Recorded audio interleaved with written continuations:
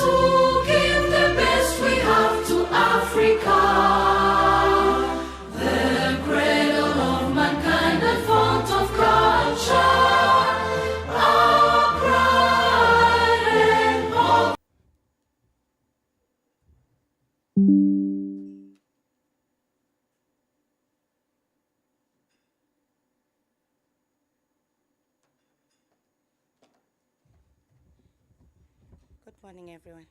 Let us bow down and pray. United Arab Emirates, Cote d'Ivoire, a lot of Cote d'Ivoires. Is it because they are not in the World Cup?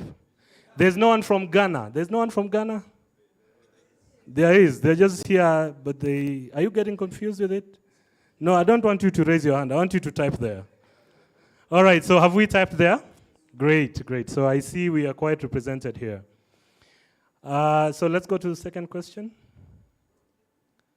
All right, so which year did the Africa Fertilizer.org start its operations?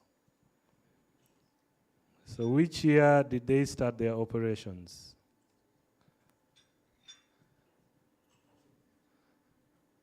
Which year?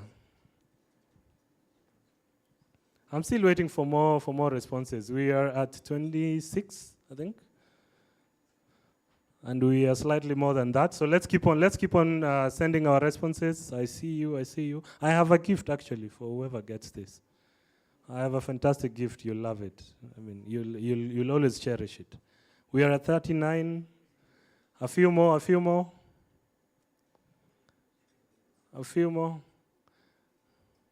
I think the last people are the ones using Infinix. How many Infinix people?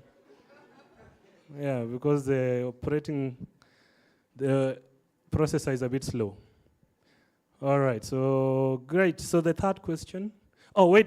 Just before you go to the third question, what is the right answer? Sebastian, let me come to you. What is the right answer? I also don't know. It's 2009. 2009. So let's celebrate those who got it right. Okay. Now let's go to more technical questions, now that I've started with the easy questions. So let's proceed to the third question. That's the most technical question you'll ever find today. Which country do you think will win the World Cup?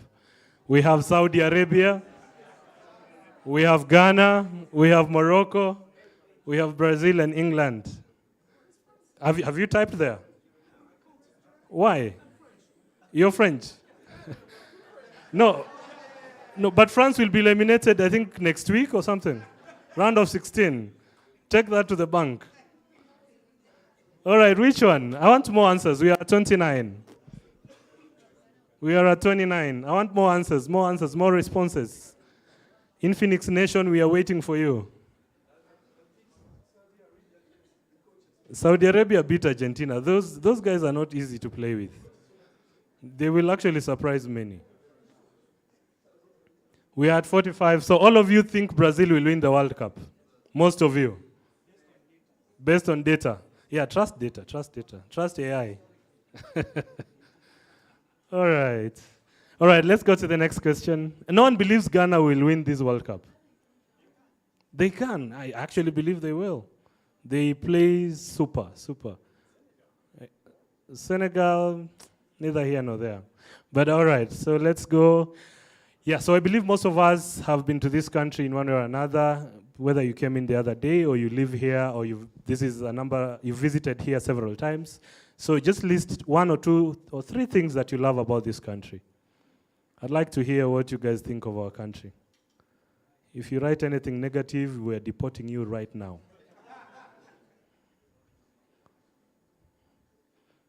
People love nyama choma.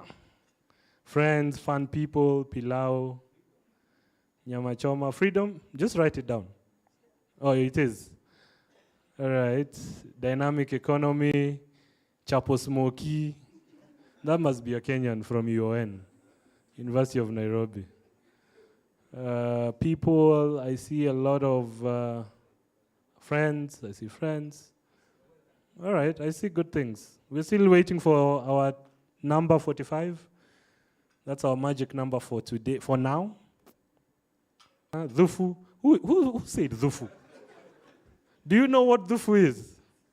Dhufu is soup, for probably people who do not know. That must be someone from Central, I know. All right, tea. Great. We are at our magic number. Good.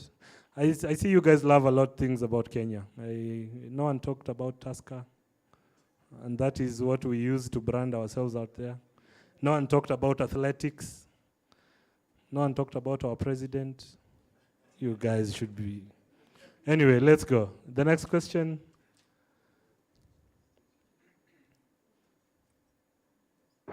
All right, so among the partners present in my list, this is my list. So among the partners present, who are the youngest, or who is the youngest? Who joined Africa Fertilizer Organization just the other day? Is that easy? All right, just go, continue voting. All right, let's go. 36. They probably paid someone. I don't think they... They did. All right. Okay. 45, my magic number. Techno guys. All right. So Sustain Africa Initiative are the latest here. Let's celebrate them, ladies and gentlemen. Now I understand why she was the only one singing the national anthem. She's very excited to be part of this consortium. So let's celebrate her one more time, ladies and gentlemen. Thank you, thank you. All right, I think we are coming close to the last question. All right, so what's the last question? Oh, that was the last question. All right, I have one last question, and I want you to think about it very carefully. It's a riddle. Your mother has 4 children. North, south, east. What is the name of the 4th child? If you know, just raise up your hand. I'll come to where you are. What is the name of the 4th child? You don't know. You do? I'm the 4th child. You got it so quickly, man. Let's celebrate her.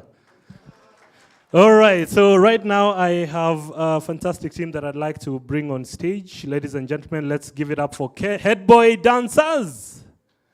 Let's celebrate the head boy dancers. Where are you guys? They're here for a presentation. Head boy dancers, DJ, when you're ready with them, let's go.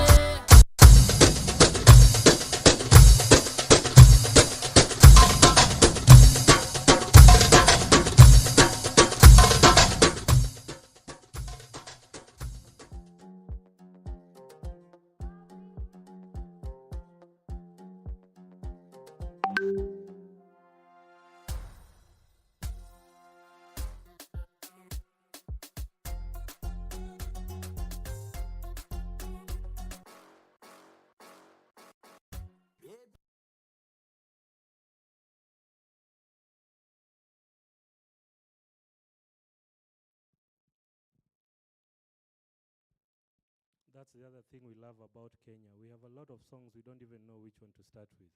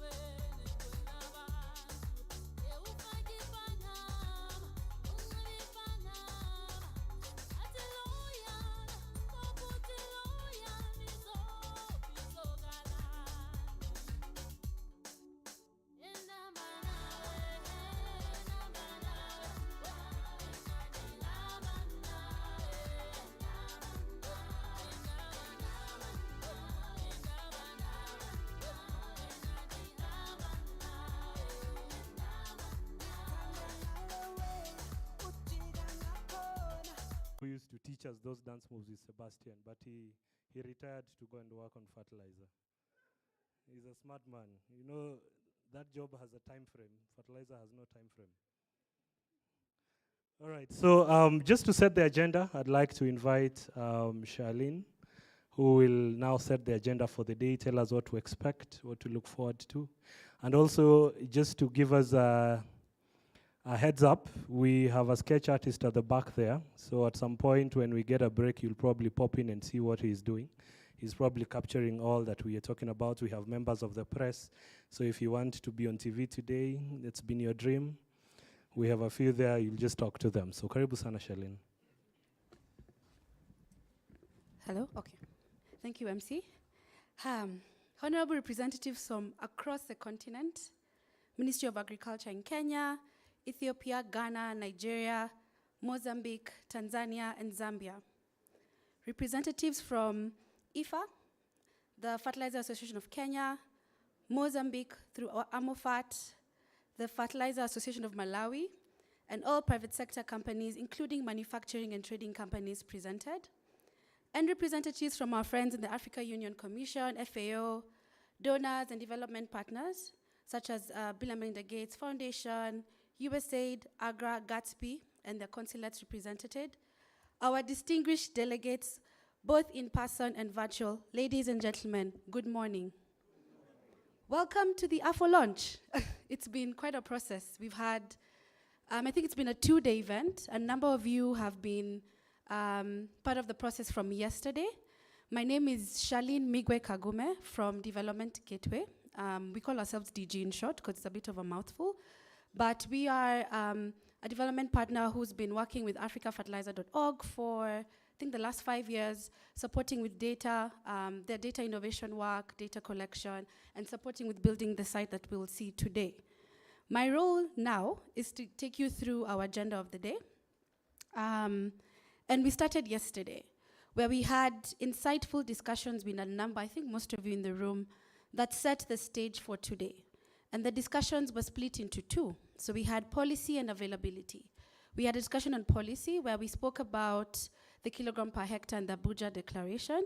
And Patrick Effa from IFA will give us a debrief of how that went.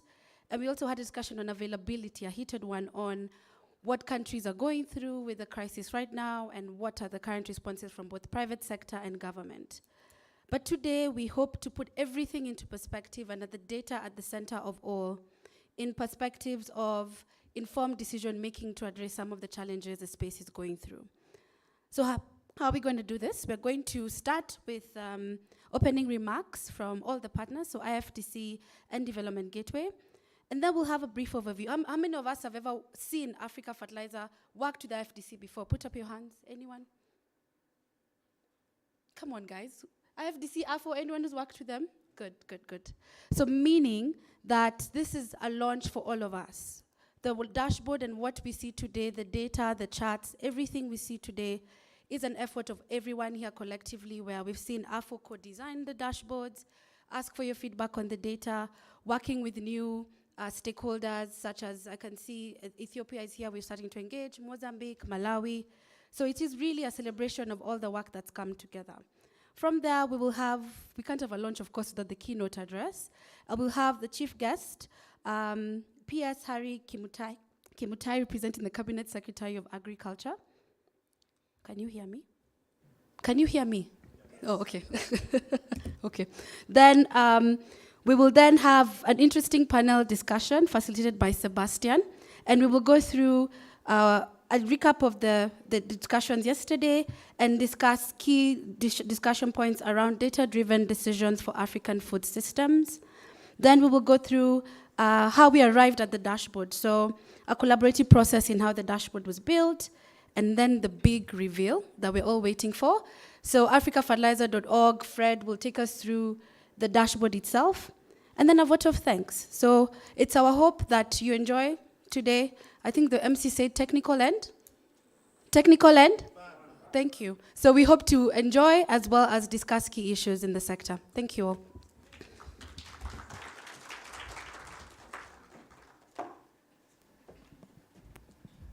All right, thank you so much, Charlene. Another round of applause for Charlene. Yeah, she's given us the whole day in a nutshell, and I think that was very well done. I think I should call you to my next conference. Yeah, we have bad people. All right, so at this juncture, I'd like to welcome a few people to give us their opening remarks, and I will start with the IFDC Regional Director, Alexander Fernando. So let's celebrate Alexander as he makes his way.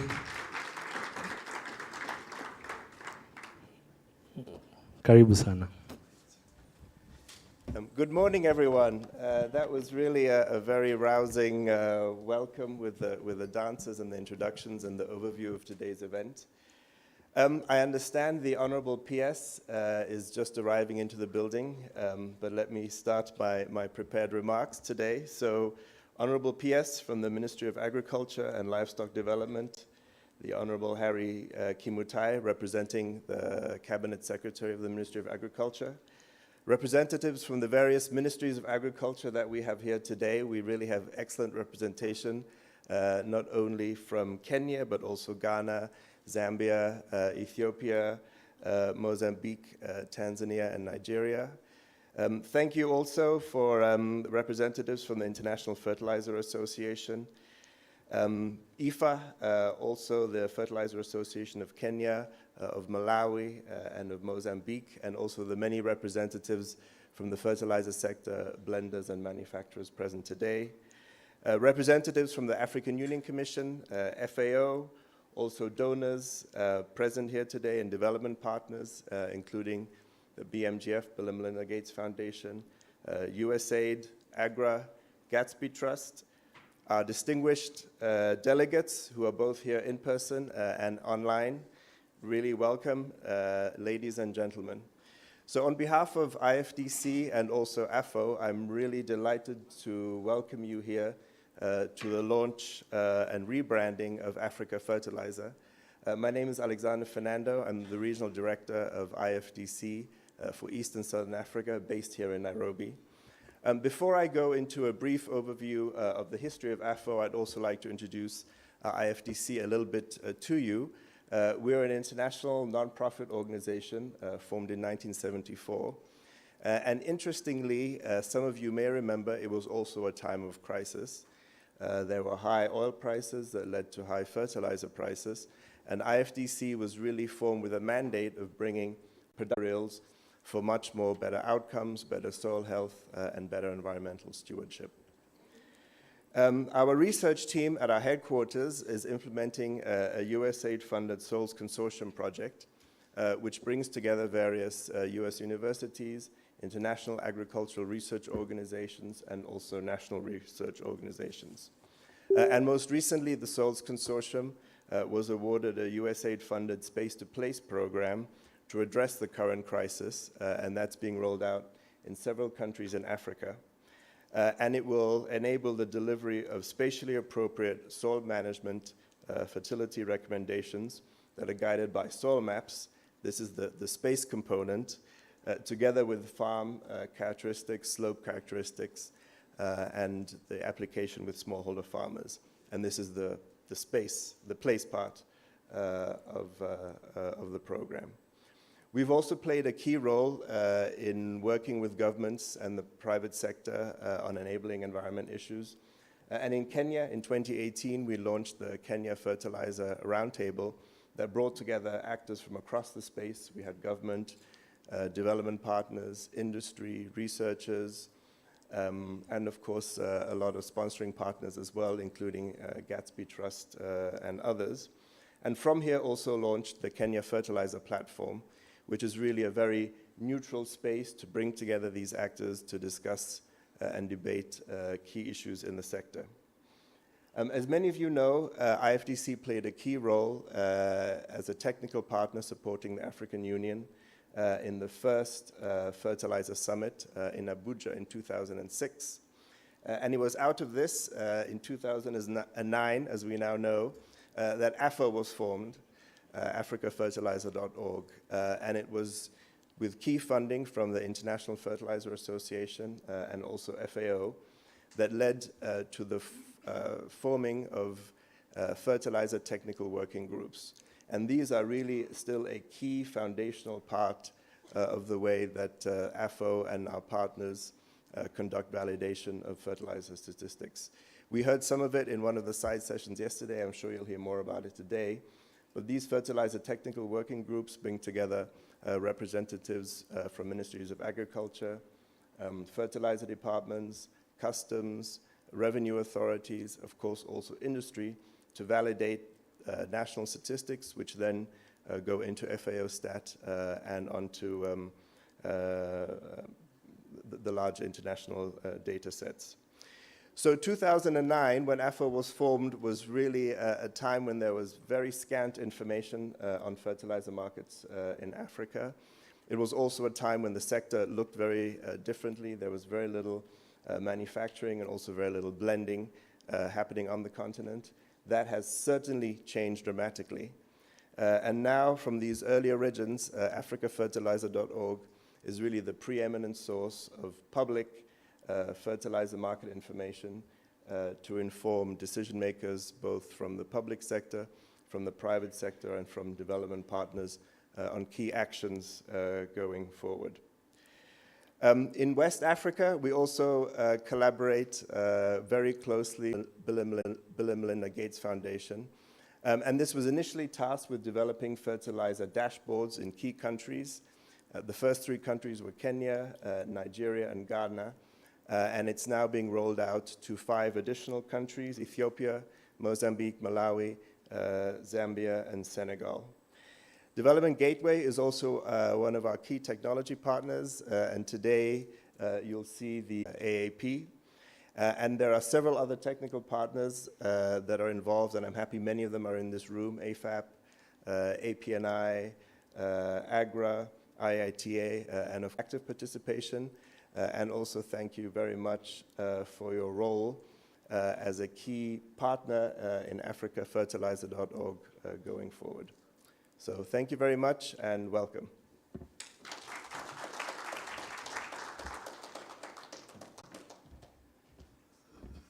All right, thank you so much, Regional Director. So just before we go to the next speaker, I'd like to ask us, how many people are on Twitter? Just by a show of hands. How many people are on Twitter? How many people are verified on Twitter? Have you paid the $8? Have you paid the $8? How many people are on Instagram? Just by a show of hands, a small. Okay, Facebook? Yeah, that's where everyone is. All right, so what I want to do is we have our hashtag, AFO Rebranding. If you could assist me with that, yes, AFO Rebranding. So in case you want to post a few comments or remarks or conversations, you use that hashtag AFO Rebranding. And then you can always add the other hashtags to make it go viral, all right? Yeah. So at this juncture, I'm told at any given time, at any moment right now, our PS will be joining us. I don't know whether he is ready. Not yet. All right, so I will go straight and invite the next speaker, who is the program manager at Development Gateway, that is Mr. Osman Kone. So let's welcome Osman Kone with a round of applause. Yeah, you had to come with your laptop, huh? Always the laptop. For those who are wondering who wrote Nyama Choma when we were asked, what did you appreciate in Tanzania, it's me. Kenya, sorry, I've been to Tanzania, that's why I'm saying that. To Kenya, that's me. So if you want to make me happy, easy, Nyama Choma.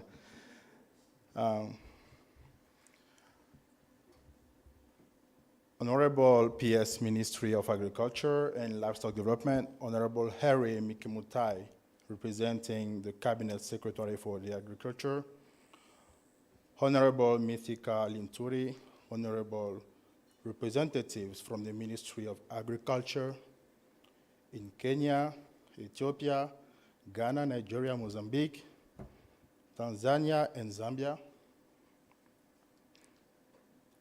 representatives from the fertilizer industry, including the International Fertilizer Association, the Fertilizer Association of Kenya, the Mozambique Fertilizer Association, the Fertilizer Association of Malawi, and all private sector companies, including manufacturing and trading companies represented. Dear representatives from the African Union Commission, FAO, donors and development partners including Bill and Melinda Gates Foundation, USAID, AGRA, Gatsby, and the representative councils, what these shifting demographics means for food security. To give you an idea of the challenge ahead, at 3%, Africa has the lowest fertilizer usage in the world, which is insufficient, of course, to replace soil nutrients lost yearly to crop production. To maintain agricultural productivity and sustain farmers, particularly smallholder farmers, government and private sectors, and the private sector needs to collect better data, analyze, and use them to encourage fertilizer use. However, finding reliable agricultural data in sub-Saharan Africa is often a challenge. If available, data is usually fragmented and tucked away or closely held in silos with different stakeholders groups. Where shared, it is also significantly delayed or in format that makes analysis difficult. I think the AFO teams know what I'm talking about. Very hard sometimes to have access to this data or to be able to better get them together, analyze them, and make a story out of that. For stakeholders who need information for decision making, more reliable data is necessary. Since 2018, Development Gateway, Wallace and Associates, and the International Fertilizer Development Center, FDC, through its AfricaFertilizer.org initiative, and with the support from the Bill and Melinda Gates Foundation, have led the Visualizing Insight on Fertilizer for African Agriculture that we commonly call VIFA. VIFA is working to address the supply, demand, and use of fertilizer data at both country and regional level. To do so, we're focusing on, this is way beyond simple dashboard and simple website. The VIFA program is currently in different implementation phases across all 8 countries that I've just mentioned. We will continue to apply cross-country learnings and adopt an iteration approach as we develop and improve the dashboards. And other sections of the AFO website, as I've mentioned in a bit, while ensuring we are incorporating feedback and aligning with your needs, you as users. Welcome again, and thank you for the continued support. Thank you. All right, thank you, Osman. Another round of applause for Osman. Asante sana. So I'm informed that we have a large audience that is following us via Zoom online, so the virtual audience. So let's just say hi to the virtual audience. Why don't you turn to the cameras and tell them, hi guys. Tell them you're missing out. All right.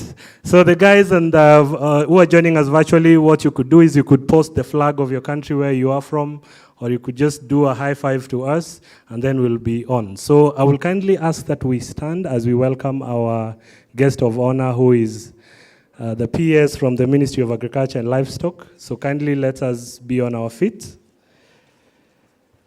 as we welcome the minister, the PS who represents the minister, that is Honorable Harry Kimutai.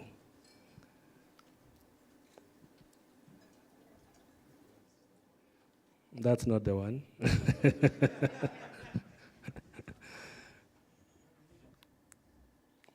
All right. In the meantime, if you could give us some little music. He was exactly at the door when I left. He must have been distracted for a second. But he should be coming in exactly 3. He wants 2 minutes. All right, then let's have a seat. Let's have a seat. I'm so sorry. I'm so sorry. So what I'd like us to do, just before that, we spoke about our social media, the trending, right? So what I want us to do is kindly remove your phone and take a selfie of your table. Take a selfie of the people on your table. Use the best possible phone. Don't use Techno. Don't use Nokia. Nokia is yesteryear. So take a nice photo, and then I want you to post it on Twitter, whoever is on Twitter from your table. This table has a lot of iPhones, so just choose which iPhone is the latest. The one that was bought yesterday. Take a photo of your table. There's a table that has no iPhone. What is happening on this table? Chinese phones. Made in China. No, they always have the best cameras though.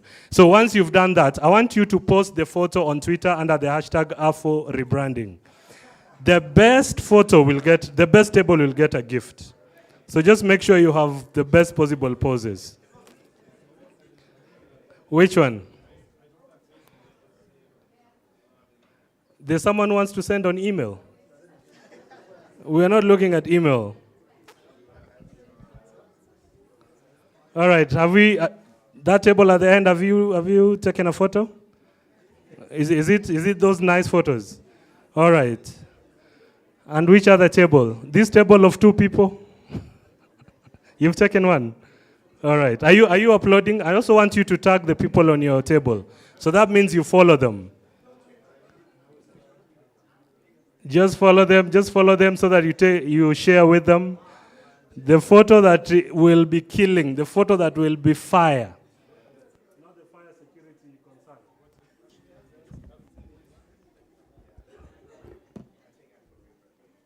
R for rebranding. The hashtag is R for rebranding. AFO, capital AFO rebranding.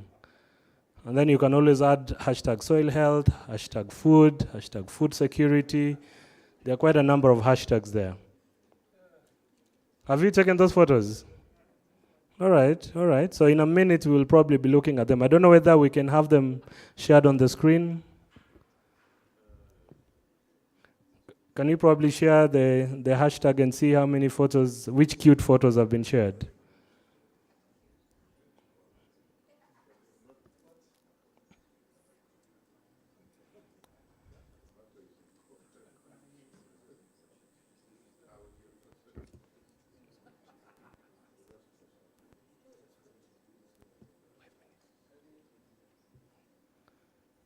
Have we? A few more? All right, there's someone definitely uploading now. Hashtag R for rebranding. There's letter O that is missing. We are all on your case now. We are all on your case now. It's a lot of pressure.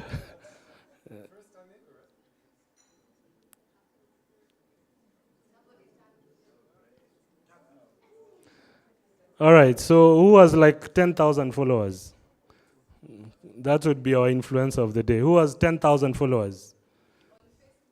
No, on Facebook. On Facebook is so old school. That's okay, but it's so old school, you know. All right, so I will go straight to our next speaker and allow me to invite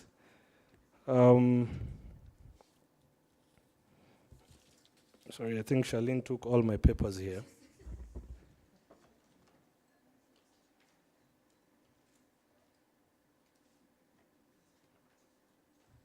All right,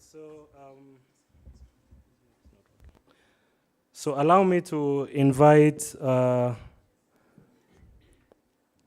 just to give you a little heads up of what's coming up is, we want to know, 2009 is when they started the operations, but we want to know how has the journey been?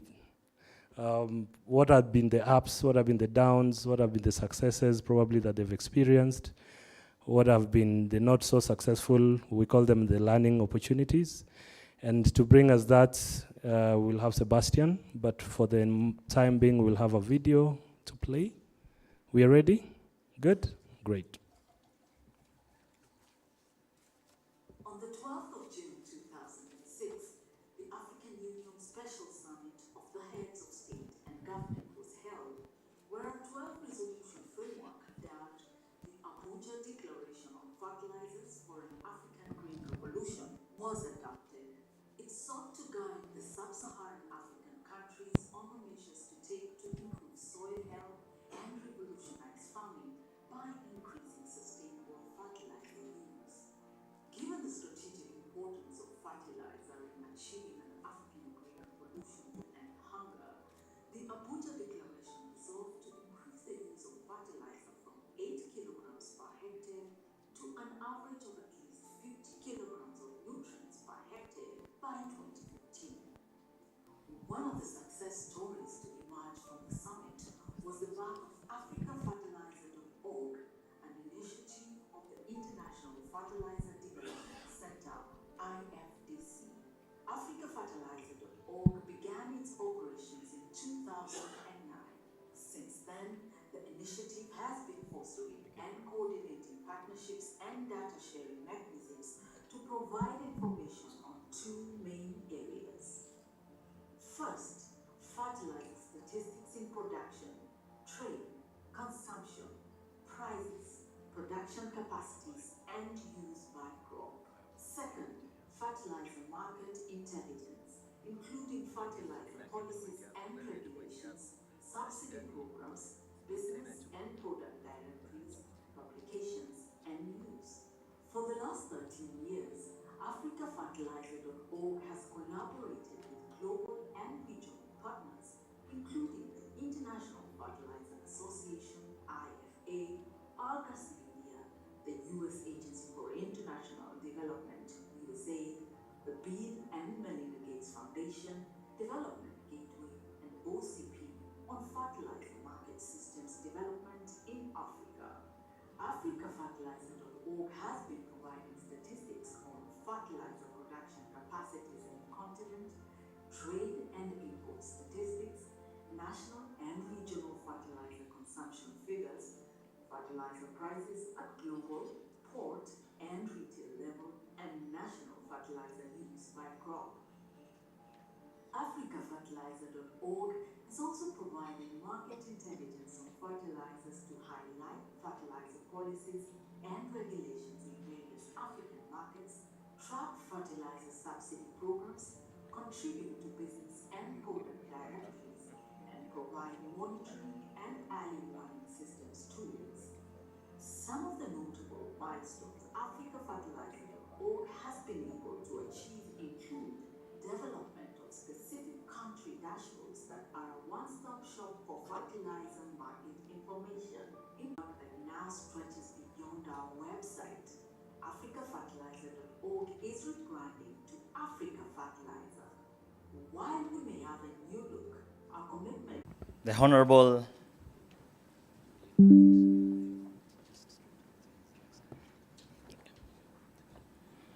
Honorable PS, Ministry of Agriculture and Livestock Development, Honorable Kimutai, the Honorable representatives from the Ministries of Agriculture in partners, the Bill and Melinda Gates Foundation, USAID, AGRA, Gatsby Trust, and the respective consulates represented. Our distinguished delegates, both in person and virtual, ladies and gentlemen, good morning. It is a pleasure to have you here with us today to celebrate the rebirth and the rebranding of AfricaFertilizer.org. We don't take it for granted. You've worked with us, some of you, right from the get-go in 2009 to the present day. For that, we say thank you. So I'm going to lead a very small session on the foundational data sets that AFO has managed to come up with from the time we were incepted to the present realities. So the video has highlighted the milestones that AfricaFertilizer.org has achieved from 2009 to date. I will be doing a small presentation on how we managed to collect this data at both national and regional levels, working with member states in the African context. I'll also be taking you through, very briefly, the private sector involvement in co-creating some of the dashboards, some of the platforms that AfricaFertilizer.org has managed to come up with. And last but not least, I'll also be mentioning some of the partners that have been involved in this journey and milestone culminating in the rebranding of AFO for today. So if I could have the presentation on slides, please.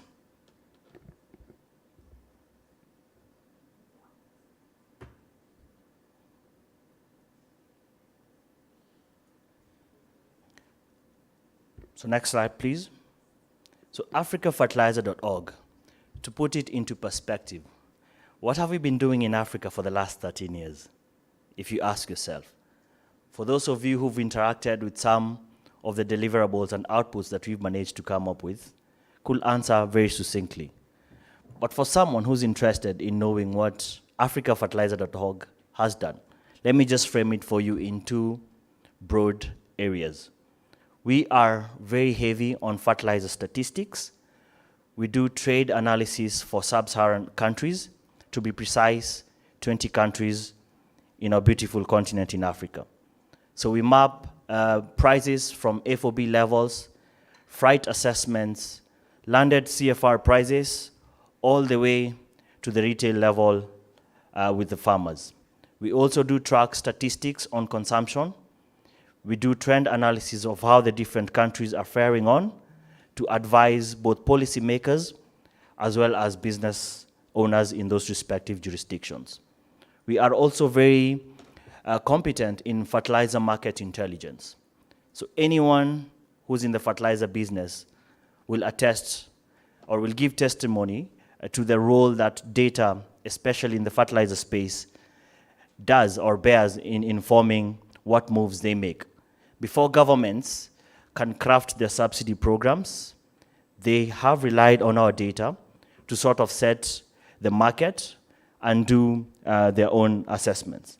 Before the private sector do their sourcing plans for the subsequent seasons, they have relied on our data to also advise and inform on which specific products are in demand, how much tonnage is needed, and when. Next slide, please. So we do not own any of this data.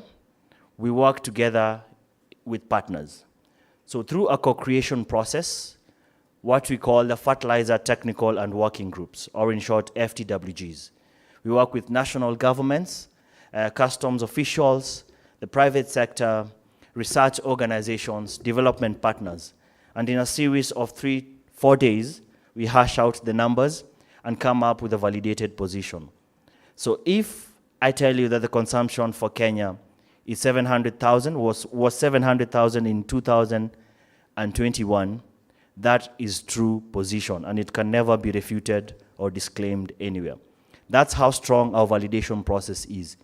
This is done on an annual basis, and the data that we use can confidently be used in any policy-making platform. We also work with the private sector. We don't do this alone because private sector has been our biggest beneficiary in terms of the statistics that we come up with. So we've co-created currently 3 dashboards for Kenya, Ghana, and Nigeria. And in the next 2 years, working with the governments represented in this room, we'll be co-creating dashboards for Ethiopia. We'll be doing the same for Mozambique. We'll be doing the same for Zambia, Malawi, and last but not least, Senegal. So my call to action to the development community in this room, to the private sector represented herein, is to join us in this journey to help us co-create as many dashboards as possible for the African space. Because as it is right now, Africa only represents about 3% of the total consumption globally. We're at about 18 kilograms per hectare in comparisons to the global average of around 120 kilograms per hectare. And that is why the stakeholders represented in this room will be critical, dare I say, very, very important in terms of coming up with national level strategies that can then be domesticated and domiciled within the respective ministries of agriculture in those countries. Next slide, please. So the snapshot you can see on screen. This is some of the outputs that we've managed to do. This basically frames the fertilizer crisis as it began from second half of last year to date. So we have managed to put into perspective the consumption figures for each of the nations represented on that map. We are also able to track the inventories year to date for this year, and then also give, in terms of coverage, how the countries are faring on. If you would have looked at that map in Q1 of this year, most of the countries were in the red. And that is why we got involved in high-level interventions through the UN Global Crisis Response Group to allocate fertilizers to West Africa. Some of the beneficiaries are actually in this room. We managed to leverage about $2 billion from the African Development Bank for the procurement of fertilizers into Ghana. As we speak right now, there are various initiatives led by the private sector. We have OCP leading the Africa Relief Program. We have Sustain Africa Initiative, funded by the Gates Foundation and led by Rabobank and Yara in securing products to Africa at rebated or discounted price levels. Next slide, please. So as that is there on the screen, I hope that small summary was sufficient enough for you to be incentivized to start interacting with the various platforms that africafertilizer.org has managed to come up with. And this is not the end. No, it's just the beginning. We're getting started, and we'd like each and every one of you to interact with us, help us in developing tools that policymakers in Africa can use, help us in developing tools that the development partners represented in the room could use to calibrate their own humanitarian interventions. Work with us to illuminate the fertilizer markets in Africa. Thank you very much.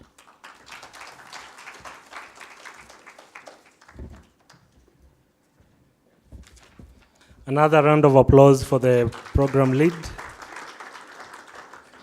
Listening to Sebastian, you can tell he understands his space very well. He was just throwing in numbers and jargons, and we are like, yeah, we just agree with him.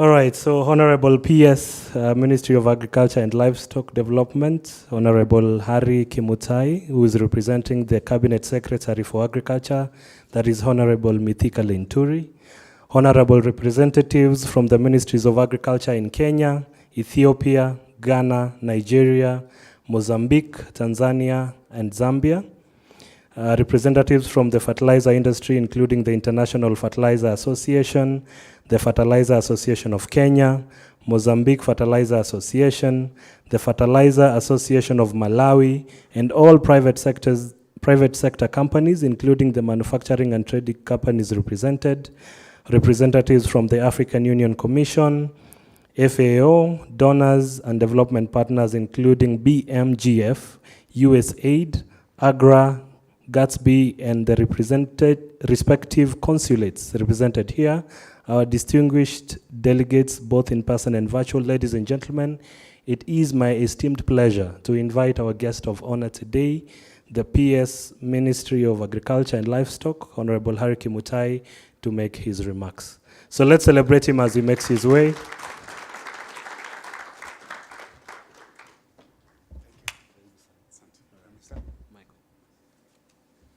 Thank you. Allow me first as mentioning all those protocols that he mentioned. I cannot recall all of them, so you'll have to allow me to start with the regional director for IFDC, my good friend that I've known today. I was reading a lot of correspondence about him, Mr. Fernandez, the representatives of the development gateway. I've met Madam Migwi there. Thank you so much. The representatives of USAID and my colleagues from the various ministries of agriculture of the EU member states who are here.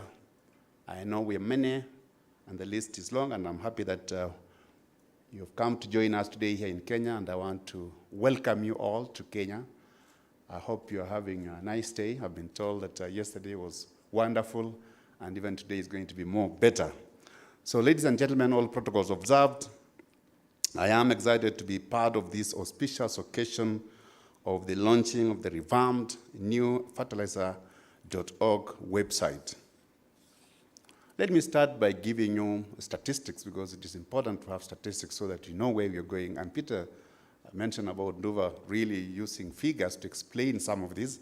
And I also want to give you statistics, and specifically from the United Nations and Africa population, shows that we are growing at the rate of 2.7% per year, and with expected population of 2.5 billion people by the year 2050. Now figure out that. You might not think 2050 is far. When Kenya was developing this Vision 2030, some time back, in I think 2002 or thereabout, and you're talking about Vision 2030.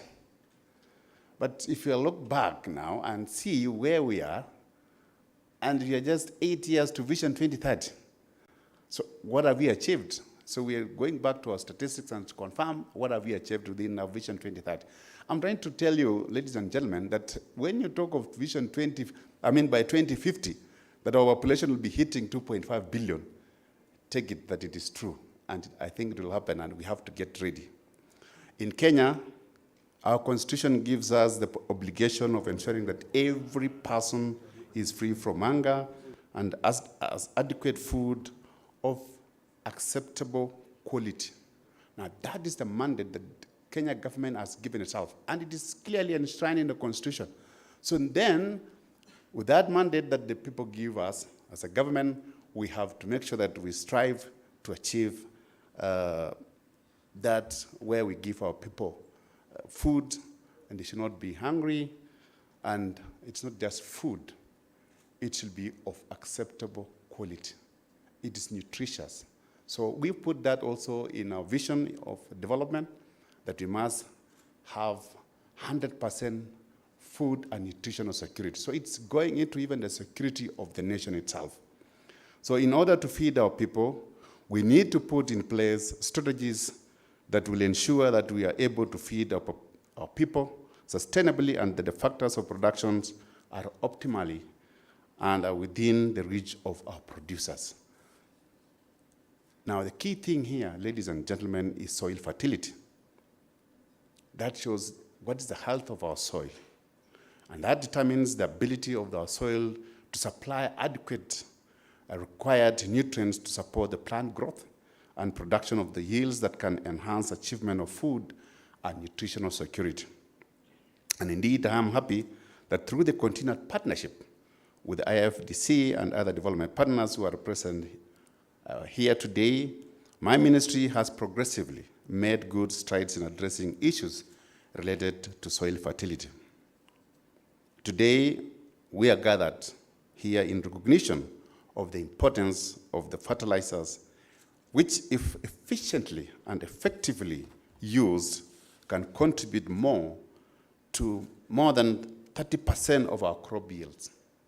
So that means if you are to feed our population, we must use fertilizer.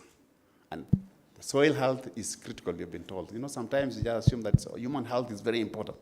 But we realize today that soil health is earlier in facilitating access and affordability of the fertilizers in the country. Since the onset of the COVID-19 crisis, and fertilizer prices has increased in July, we've all talked about the world global crisis that we are now facing out of the Ukraine-Russia conflict. You can see the challenges that are there. The other day, 2019, we were on COVID. 2022, we are on Ukraine-Russia conflict. So we have to take note of that and ensure that as a government, we make provisions to continue having affordable supply of the fertilizer. And in this, we have been running various interventions, including emergency subsidy programs, and providing an enabling environment for business in the space to respond appropriately. Because as a government, we cannot do it alone, but we do provide that environment for the private sector to come on board. This has ensured that our farmers continue their ventures uninterrupted. If our farmers succeed, ladies and gentlemen, we all succeed. Information has become a significant factor of production, in addition to the known factors of production, which is normally land, labor, capital, and entrepreneurship. Now we are adding information as an additional factor of production, because if you don't have it, then your productivity will not be high. However, the information has to be factual, accurate, reliable, and timely to facilitate forecasting, decision-making in regard to the policy and undertaking of the transaction by the stakeholders. All of us here, and I think one of the factors of production, which I mentioned earlier, is entrepreneurship. And entrepreneurship looks at the profit. That is the motivating factor. That's what drives them. So therefore, information is crucial for them to make a decision, an informed decision, so that they are able to make sure that the investment is not wasted. So, ladies and gentlemen, we are in appreciation, and we observe that through the collaboration of the Fertilizer, africafertilizer.org, Development Gateway, Ministries of Agriculture in Kenya, and I've been told by my team that the collaboration in Kenya has been there for the last 10 years. So it's really a decade, and we need to give a clap to our team from the Ministry of Agriculture. I was indeed surprised when they gave me a brief on the collaboration that for 10 years, they have been constantly providing accurate and reliable information to africafertilizer.org. And out of this, our various private sector players have been able to benefit, and they pass that on to the consumers who are our farmers. Our brothers also from Nigeria, I want to appreciate you, and I'm told you're in the room. Can we also give them a hearty clap? Ghana and other players, fertilizer dashboards have been created to support the respective country fertilizers ecosystem. Data that is to be able to move with speed to cover the entire Africa countries so that we are all talking from the same page. And in Kenya specifically, we are visualizing insights for African agriculture dashboard that has become a reliable reference point for the government. That means no decision of the government will be made without making reference to this information that we have. And our research team, the academia, and the fertilizer dealers, who are able to give information in regard to pricing. What are the trends now that is happening? Are we seeing an upward trend in terms of the prices of the fertilizer? What are the causes of this upward trend? What are the causes of this upward trend? So it is really important to have this information. And you talked about how you engage with the customs department for clearance, giving accurate information in terms of data that the quantity that the country is importing, and then looking at then the country's consumption patterns. How are we utilizing these fertilizers? Are we just importing these fertilizers and finding no use? So I think this is very accurate information. If this financially, or this year, so I'm using financial year because I'm an accounting officer, so every time is financial year. But I'm saying if this year, for example, we imported so much fertilizer, what was our consumption? And if you're talking about statistics, talking about that it will increase our productivity by 30%, and then it's very easy for you to know exactly how much you have. Right now, we are grappling with the challenge of the drought, and we need to know our food balance sheet in the country. Basically, from the data from fertilizer, we know how much has been used, and we'll be able to compute the output from our farmers, and that will then help us know the food balance sheet in the country. And I'm again rapidly informed that in the coming year, the new Africa Fertilizer and its partner development gateway will work in collaboration with the Ministries of Agriculture in Ethiopia, Malawi, Mozambique, Zambia, and Senegal on expanding this work to provide such fertilizer dashboard to their respective countries. I so believe when they come, I'm just giving you the Kenyan story, how we are benefiting. So I want to inform our brothers from Ethiopia, Malawi, Mozambique, Zambia, and Senegal that you will enjoy a lot when you have this, because it will simply be within your fingertips. You press it on and you get it there. As Africa member states prepare for the upcoming Africa Fertilizer and Soil Health Summit 2, which is next year in June, it is important to provide evidence-backed data to inform the heads of states and agricultural policy makers. Now that means you've taken yourself to the highest level, and that information must therefore be accurate. I am pleased to see that the International Fertilizer Development Center, Africa Fertilizer, and other partners have been at the forefront of collecting foundational data on fertilizer sector over the last decade. This historical and futuristic data will ensure that the website and country dashboards will be a great resource for all the fertilizer stakeholders. The new platform will also be necessary in ensuring that the ministry has and owns some of the data in its website. And that's what we want to show, that this is the source of the information is credible. You know, the questions like, where is this information? Because people say, okay, find this information, but where is the source of this information? Is it credible? When the government owns, then people or the citizens will believe that this is credible information.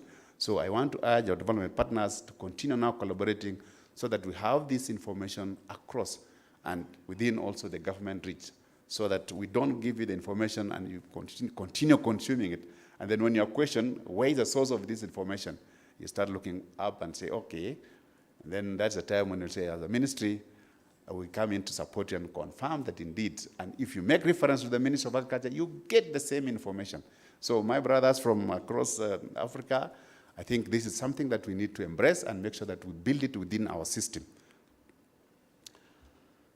And this will be a good information that when it is shared across, it will really help, because we'll be able, even as government to government, sometimes we have engagements as ministry officials, then we should be having this information and sharing it without any difficulty. So lastly, as we launch the new Africa Fertilizer today, my call to action to all African member states, private sector companies, development partners, research organizations, and farmer associations represented here is not to only support this initiative, but to use this data resources to inform policy and business strategies for the advancement of food and nutrition security, not only for our African last mile connectivity. That last mile connectivity is really critical. So this partnership is what we need to do so that we are able, when we are implementing our e-voucher subsidy, we'll be able, because our e-voucher subsidy talks about that farmer that has been identified using their phone numbers. If they get the information, how are they going to retrieve or replenish their stocks? By simply going to the next agrovet. So I think this information should go up to the last mile. Has this been utilized? That's the connectivity, the last mile connectivity that I'm talking about. So the information must be domiciled in one place. It should also go up to the last mile so that you're able to see the usage, and that should be mapped. How many people have taken and when? What was the period? So that is really critical, and I want to call up collaboration in that area. So ladies and gentlemen, I've told you so much about issues of fertilizer, and therefore I really want to appreciate the organizers of this event. It is really critical, and I want to mention to those countries who are now joining on board that you will be so happy the way I'm so happy, because I know it's the truth. It is information that is accurate, is available out there. So with those few remarks, I want to thank the International Fertilizer Development Center, the Africa Fertilizer Development Gateway, and many others for their work. And I want to say, as a ministry, we look forward to a future collaboration. Thank you, and God bless you.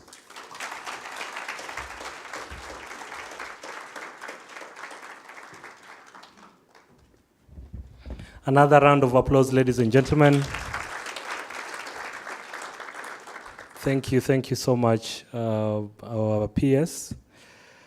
We want to very quickly, because we know he's quite a busy man and we don't want him to leave before we do the launch. I'd like us to go straight to our panel discussion, and as they prepare, I have a small question, all right? So around your table, I want you guys to think around this. Between number 0 to number 50, how many 4s are there? So discuss around your table. Between 0 to 50, how many 4s are there? In 30 seconds.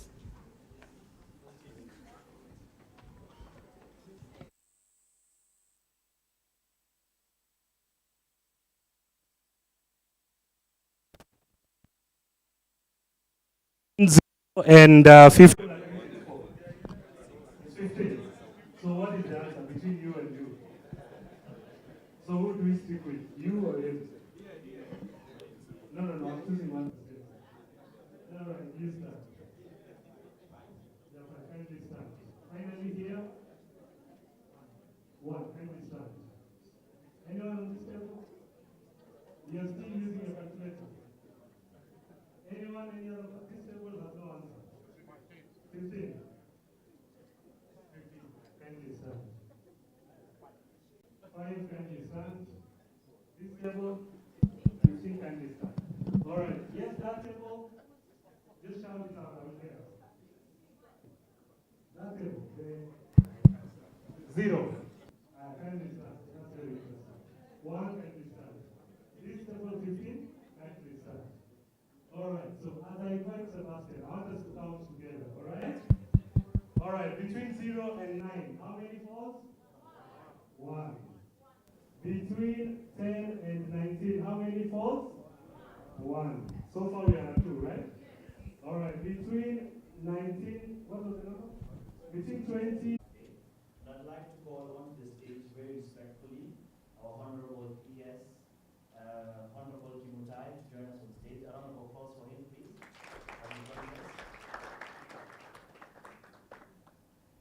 Most welcome, sir. Thank you. We would like to sit anyways, right?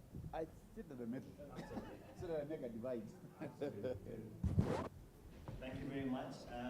I'd like to call onto the stage from the private sector and the International Fertilizer Association, Deputy Director General for IFA, Mr. Patrick Heffer, please join us on stage.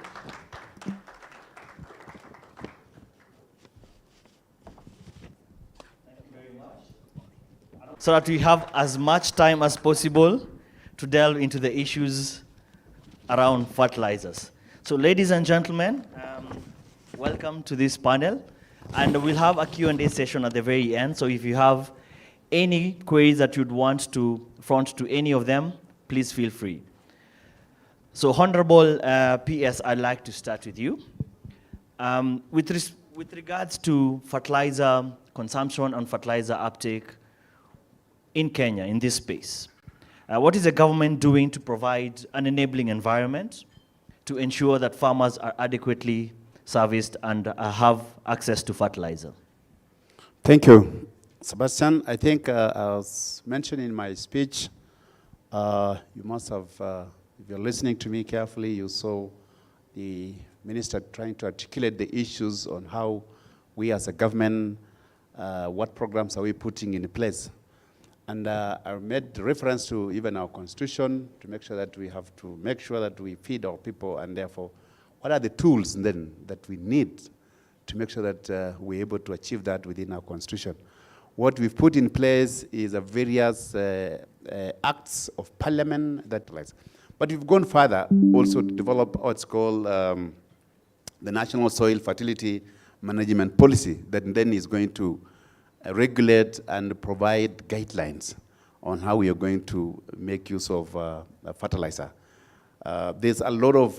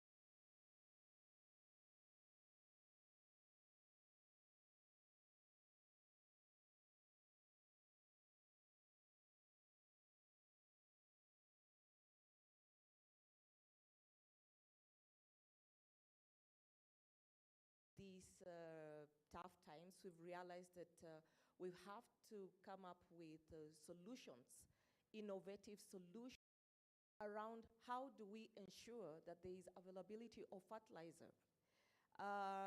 During the time COVID, were impacted strongly by COVID, we saw a great disruption of supply chains. And what happened is that there was no fertilizer that was going to any of these African countries. And that was a problem. For us as OCP, that was a red alert. It definitely spoke to us in a very loud way that if we do not do anything, that we were going to, these African economies that we are trying, that are supported by agriculture, were going to plunge into serious food insecurity. So, of course, as a player in the fertilizer space, of course, at that point, was to see how do we mitigate whatever dynamics that we had. So if, for example, we couldn't bring a vessel, could we get containers? Could we, so across Africa, there were different solutions. We had to come up with different solutions to get fertilizer to these countries. Again, I'll talk, I'll actually just bring this to the Kenyan context. We've seen that not just even this COVID, when we talk about when there was this Ukraine, of course, which is still going on, Ukraine-Russia war, we've seen the spikes. And I think from yesterday's presentation, I showed you how we've, in 2020, the prices were quite stable. And when we get to 2021, where we had this war coming in, we saw a serious spike on feedstock and also on the fertilizers, meaning that we cannot produce these fertilizers. And I can tell you, as a OCP, we were also greatly impacted. So if as a global player in the phosphate industry, we are not able to manufacture fertilizers to get to the markets, that's a problem. So, so in response to this, also the price, this price volatility, as OCP, we've had to come up with solutions around what do we do to support these smallholder farmers who are impacted greatly by these global dynamics. The farmer does not know, and that's what I was saying yesterday, there is war in Ukraine and Russia, but at the end of the day, that war ends up on the plate, on the table. And that's why we can't find ugali, which is corn and maize on the table. It's very expensive to have put food on the table. So this is a big deal for us as OCP. And what we've done, of course, in providing solutions around this is to come up with the OCP Africa Relief Program. And this OCP Africa Relief Program had to be designed in a way to look at different countries and how do we provide interventions that are useful, that are valuable, and at the end of the day, will be able to have impact. And that's why we had the first phase of the 550,000 metric tons of fertilizer being given across 20 countries in Africa as discounted fertilizer or as a donation.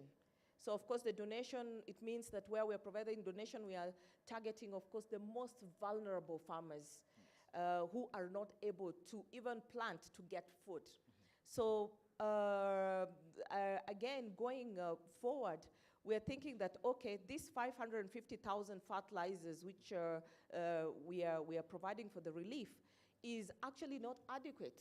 We've gotten a lot of learnings from this process, and that's why now we are launching in 2023 that we are going to have a relief program of 4 million metric tons of fertilizer being given or in the same kind will be designed to be given to 35 countries across Africa.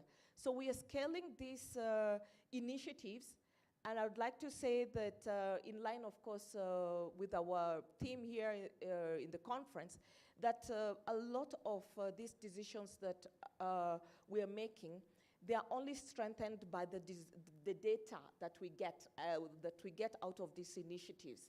Like yesterday, I indicated the challenges that we faced to, of course, in getting the fertilizers to several countries.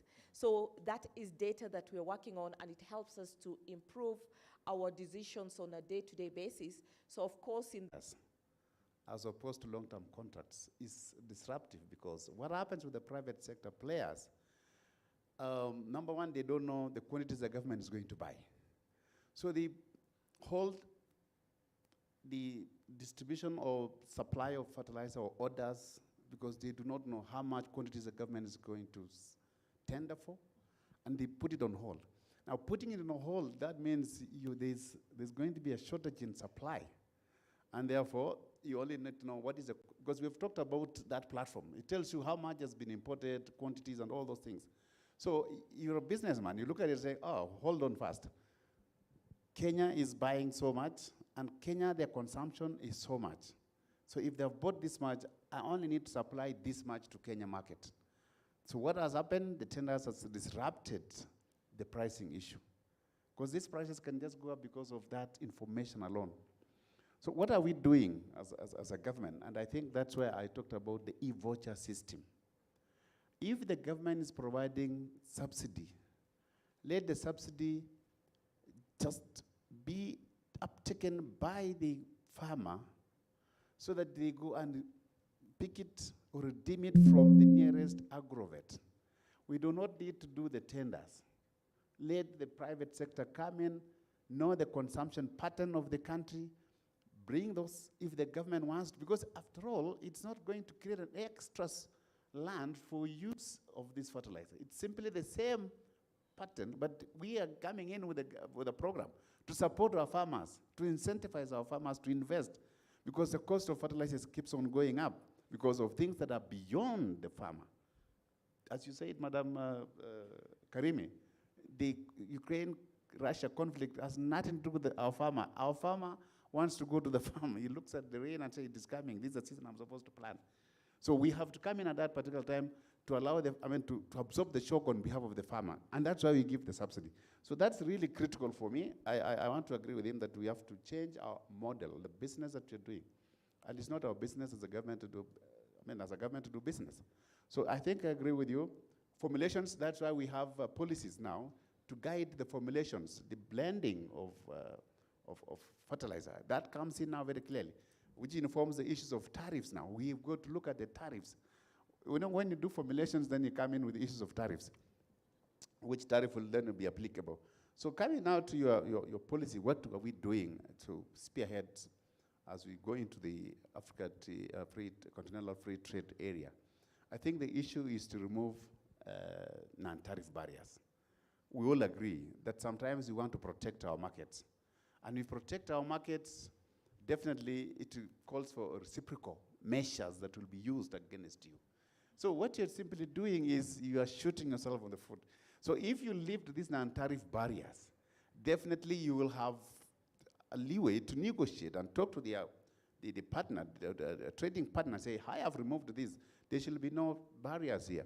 So what you're simply doing is working on the removals of the non-tariff barriers which we are creating.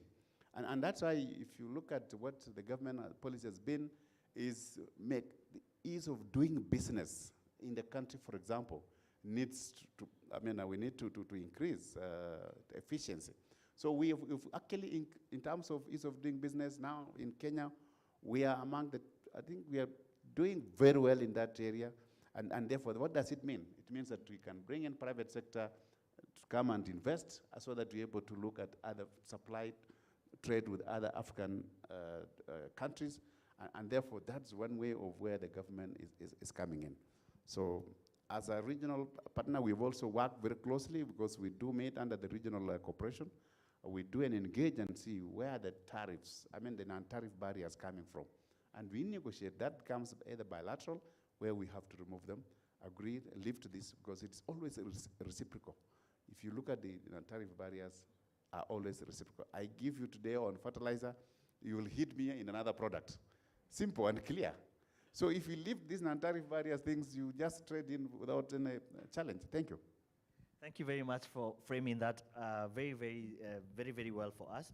And I brought that question up because during the side event yesterday that we had on navigating the crisis, that came up as a very critical point in all the governments that are represented in this room.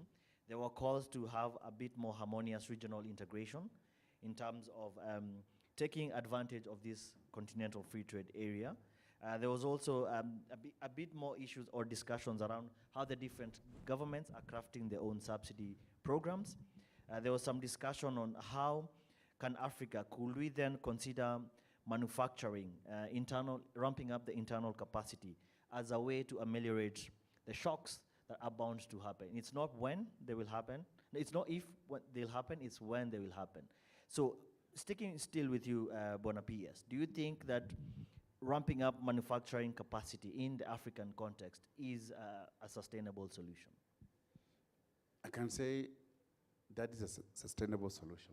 If you don't do that as Africa, then we are not going to be sustainable. Because we need to look at the issue of pricing, because that's the area. In fact, if I just go back to what Patrick was saying, he did an analysis in terms of the utilization and consumption of fertilizer. He said it is going up. But again, he says the application is still low. It's going up, but the application is still low. It takes us again to the different types of crops. So I think what incentivizes a farmer to go for more use of fertilizer is because of the outcome, the income that they will earn from their production. So they will have to make a decision. Do I use more and not still get increased income? Or I now go to this crop where it's a cash crop, I'll get good prices. So, and our policy has changed, and that's why we do sometimes understand that we do not have a capacity, or we don't have all the resources in the country to manufacture or produce fertilizer. But what are we doing? We are encouraging blending. So we are encouraging blending so that we are able to increase processing or value addition in that where we do not have enough raw materials to make up. And we're also looking at then do we have other alternative sources where we can increase. Then that's why we have the legal framework basically to govern that and policy. And what we want to use is in terms of if we are trading within the region, then we need to use our comparative advantage that we have as a region to undertake or to make sure that the environment is good for investors to come in to invest in our country, so that we're able to trade with our development partners. So I really, it's actually sustainable because it gives the farmers also the assurance that within Africa, and unless something happens, we have it within Africa, so that we do not just rely on the other countries, which any small global challenge can pose a threat to our food security. So for me, it is sustainable. I think you've answered it pretty well, because the current fertilizer crisis has sort of exposed the soft underbelly for Africa's reliance on external markets for meeting its own fertilization requirements. But perhaps to rope in Patrick, because you're sitting from this global level, the current fertilizer crisis has sort of illustrated the limitations that us as a continent have towards the hyper-globalized food systems. Do you think, as Africa, do you think, or what strategies rather do you think that countries can adopt to become more resilient to these geopolitical shocks? In terms of fertilizer production and use, definitively, let's say. And there is an Africa Fertilizer and Soil Summit next year, and I think that's an important question to be considered by policymakers and all the stakeholders in Africa. So there is certainly a need to produce more in Africa. So some countries is that the competition landscape is going to change, especially on the nitrogen side, because ammonia is very likely to become the preferred fuel of the shipping industry. So it means African farmers, to access nitrogen fertilizers in the future, will still compete with American, Indian, Brazilian farmers, but they will also compete with the shipping industry. That's something to be kept in mind when developing the strategy on the fertilizer supply side in Africa. I wanted to say a word about the availability and affordability issue, because we are one of the partners of the Sustain Africa initiative, which was launched officially in September, so 2 months ago. And so the idea is really is to improve availability, affordability, and at the same time improve as well sustainability of fertilizer use in Africa. So that's a short-term initiative. It is in place during the current crisis to address that crisis in order to minimize the impact on smallholder farmers. So it brings together some donors like the Gates Foundation, the Rabobank Foundation, some global fertilizer suppliers who provide fertilizers at a discount. So when we combine these fertilizers at a discount with some concessional finance from the donors, plus we have some service providers that will help. Achieved even internally to come up with more energy efficient ways of production. We've had green ammonia from Patrick being mentioned. So how as a company are you adapting to the climate realities? Well, the fact is that we've got to acknowledge that we are impacted by climate change. And by acknowledging that fact, it means that we've got to look at how do we come up with better ways of really protecting the climate, and at the end of the day, environment, as well as, of course, adapting to new ways of producing these fertilizers. As OCP, of course, getting into this green hydrogen is one way that we're also looking at getting these fertilizers. It's something that is on progress. So we'll definitely be looking at how to provide these within Africa for farmers. Thank you very much. So I think I would like to...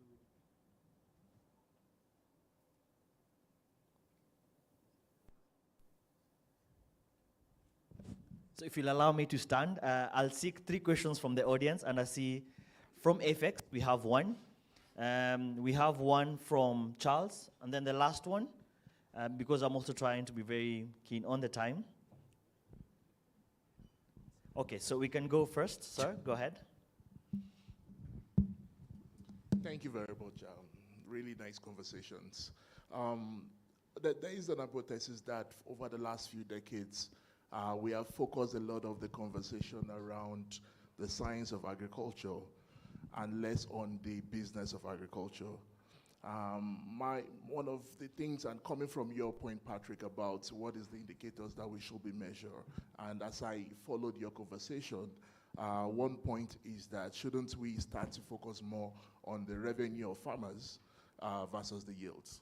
Because the revenue is then the price, the quantity, less the quantity that goes to waste, so that we can start to design policies around a total solution versus a singular unit of metrics.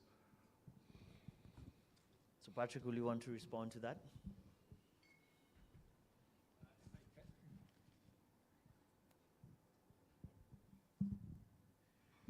I cannot agree more. If, let's say, if, farmers are encouraged to adopt technologies or practices that are not profitable, that will never work. And so either we have to make sure that the market will make it profitable, or, let's say, policymakers put the right, let's say, policies in place to improve the return on investment through subsidies or other, let's say, measures. But I want to go in for it. I don't know whether I'll be able to provide the right answer. And I'll just go back to what we've been talking about. It is true, we need both science as well as business. Now, using science, that means research, that in terms of yield, this is what will produce, and that's maximum. We've talked about if it's increasing by 30%, we know that, well, if I use fertilizer, I'll get an increased yield of 30%. However, the business side now comes in. These are things that factors beyond the control of the farmer. Drought, disruptions. Now, what happens here is that's where the government comes in to fill in that gap. Because if you allow the farmer to do that, to make that kind of decision, all of us will not have food on our table. We must continuously engage the farmer and monitor the farmer, how they're investing. Give them information in terms of what science has, what research has. Tell them this is what research has. You will be able to increase your income if you use this kind of production systems. But where there's disruptions, then the government comes in to fill that space with a subsidy so that the farmer continues making profit, and because it's cycle, the next time they will now go to production without this subsidy. So we must balance the two. I cannot say you go for one. Very well put, Bwana PS. So we had another question from, we can have a mic to Bwana Charles. Great. Very briefly. And there's no lady asking a question. Thank you very much.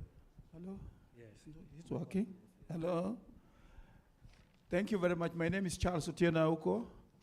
My question is to the panelists. First of all, let me appreciate the good answers you have been giving. They are very, very valuable. Now, the question is, we are focusing on the production of fertilizer. And my question is directed to Karimi. We appreciate the OCP's efforts. But then, there is this question of raw material. Well, you know OCP and other fertilizer producing DAP. One of them is Marden, and the OCP is also producing it using rock phosphate. Am I right or wrong? The question now comes in. We are only focusing on one raw material and one product, that is diammonium phosphate, DAP. But then DAP alone is not the only fertilizer for crop production. That is only used for planting. We have other fertilizers like urea, CN, and among others for the top dressing. As OCP, you talked of production.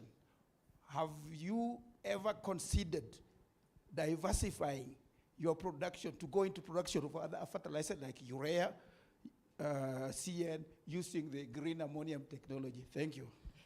Karimi, this is what happens when you have a very smart audience. Would you like to take this one? Okay, thank you very much. That's a very good question. Yes, I totally agree with you. DAP is not a solution, and as OCP, as much as we are the largest exporters of DAP in the world, we do agree because in Kenya, the fertilizer that is most used, of course, is DAP. But DAP is not a solution that cuts across the country. So I'll just answer you in the context of Kenya, that we just don't also just recommend DAP. We have fertilizer. We run a OCP School Lab, which is a soil testing and analysis program that we run for smallholder farmers, where we test their soils and analyze and give recommendations for free. Now, of course, once we do this soil testing, the recommendations will not always recommend DAP, and therefore you'll find that there'll be NPKs. There'll be recommendations to add more organic matter. There'll be the recommendations are really quite also broad. And for us, what we look at is, of course, ensuring that the farmer gets the right fertilizer. So again, now coming to production, why is OCP not producing urea, CAN? Our resource is actually phosphate and not nitrogen. But we do, of course, ensure as part of our product portfolio includes also the CAN and urea, which we also source from other manufacturers across the globe. Now, in terms of even how we are producing these fertilizers and this green hydrogen, I can tell you it's something that is being progressed at OCP. And in the near future, we'll definitely be coming to a conference like this and talking actively about that. So be assured that as OCP, when it comes to new technologies, new innovation, anything in terms of balanced fertilizations, we are #1 ambassadors for that. So feel comfortable that we have your back as smallholder farmers in Kenya. Thank you. Thank you, Karimi. I think we have the advantage as africafertilizer.org and IFTC. We have a regional perspective. So not only OCP, but we also have other global producers, other traders. We have Yara, we have ETG, who are consciously making moves towards having balanced fertilization needs that is bespoke to the soil conditions in Africa. So I'm informed we have a question from our online viewership. Thank you very much for staying tuned. And this question is directed to PS Kimutai. You mentioned that farmers are overusing fertilizer, which could result in soil acidity conditions. So I think the viewer wanted to know, could you kindly give specific scenarios where this has been documented?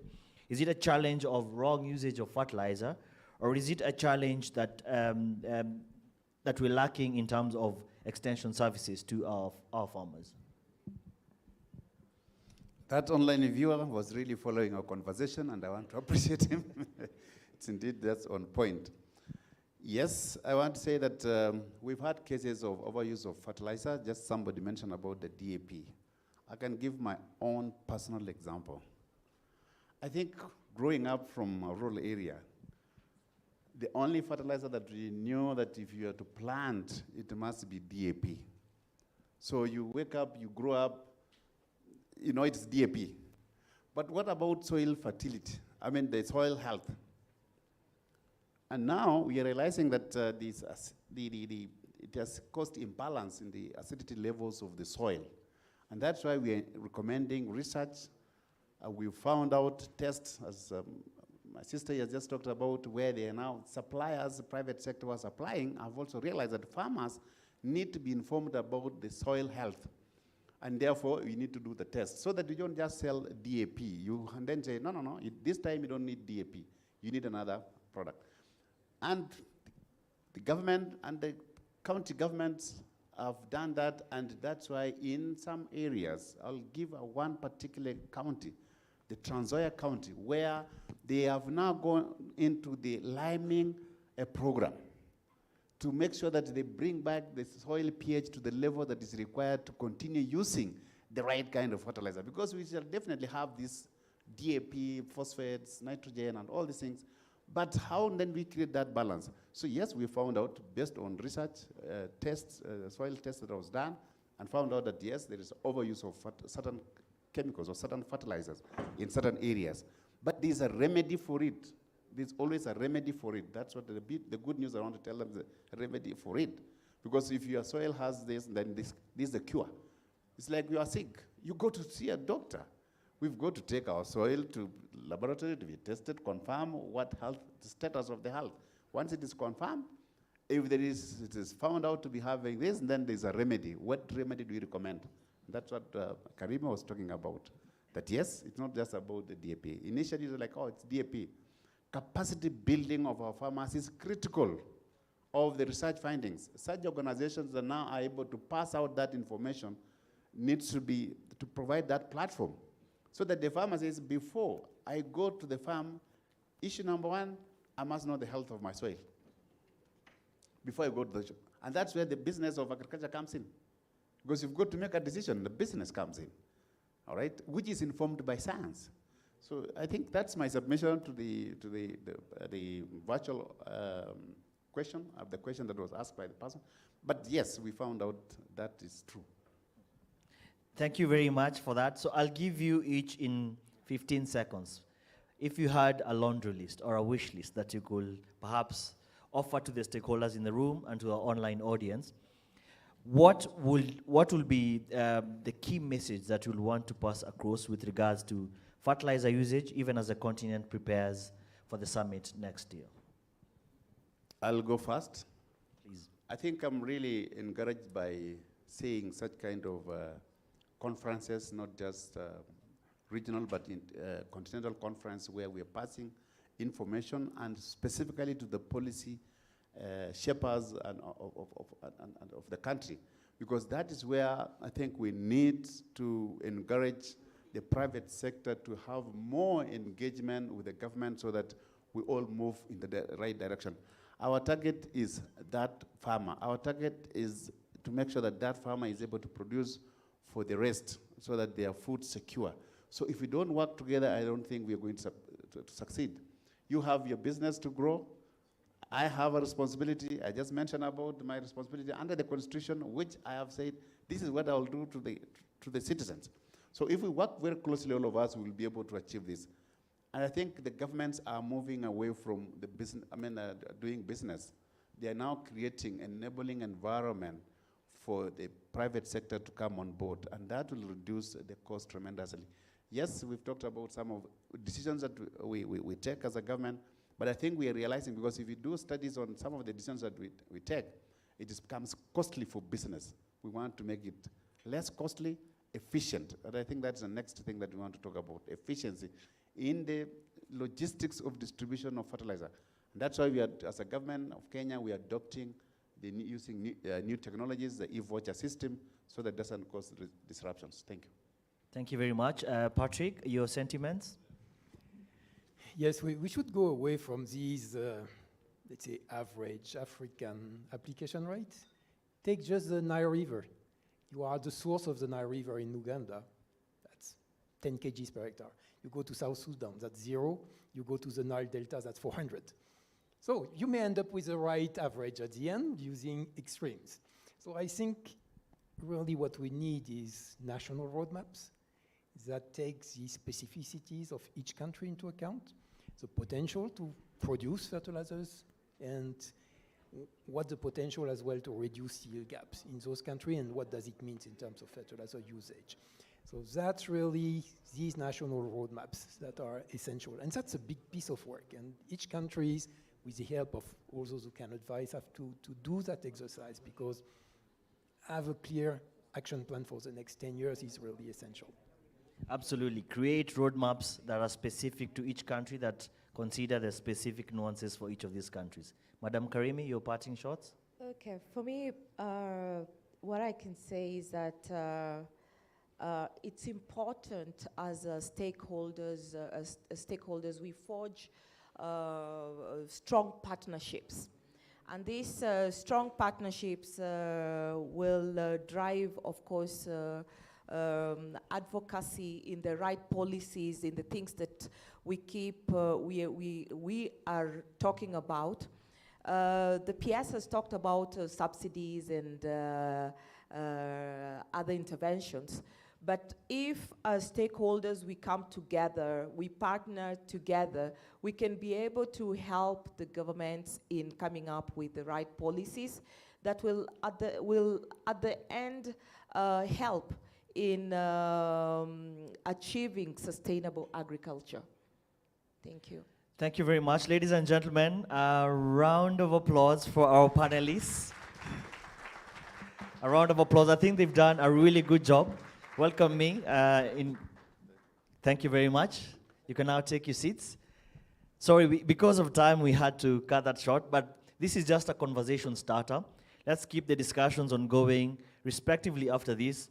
Keep tweeting for the online audiences. The hashtag is Africa Fertilizer, and let's keep on discussing matters fertilizer in Africa. Thank you very much. Back to the MC. Thank you, thank you. Let's celebrate them one more time, ladies and gentlemen. That's not a nice celebration, but let me teach you one, all right? So as they clear the stage for me, I have a little story. We all, and I want it to be participatory, so you talk back. So we all live in the tropics, true or false? Okay, apart from, especially those in Africa, we live in the tropics, right? Right? Right? Great. So in the tropics, we have mosquitoes. True or false? True, right? So assume you are a parent and you have a 6-year-old toddler whose hairstyle is as mine. And you see a mosquito coming to land on the head of your toddler. As a responsible parent, for 5 marks only, what will you do? I want you to show me with an action. So what will you do? 3, 2, 1, let's go. One more time, what will you do? If you do that and you miss the mosquito, you will have slapped the baby. So what I want us to do is to catch the mosquito mid-air. To do what? Catch the mosquito mid-air. Talk back to me. I want us to catch the mosquito mid-air. All right, so 3, 2, 1. Catch your mosquito. There's someone who slapped the baby. All right, in 3, 2, 1. Catch your mosquito. Good. And because when we were young, when we used to catch those insects, we used to do this to know whether they are in or not. Because if you open, they will fly, right? So let's try it out. Is it there? So if it's there, let's kill the mosquito. 1, 2, 3, let's go. Second, third, for the MC. Thank you. You guys are too gracious, man. All right, so we want to go to the launch. Tell your neighbor the launch. Yeah, come on, tell your neighbor the launch. Yeah, now this is the fun part. They've spoken all the technical things we wanted to hear today. And we thank you, our PS and the other panelists, for doing that. But now we want to go to the official event.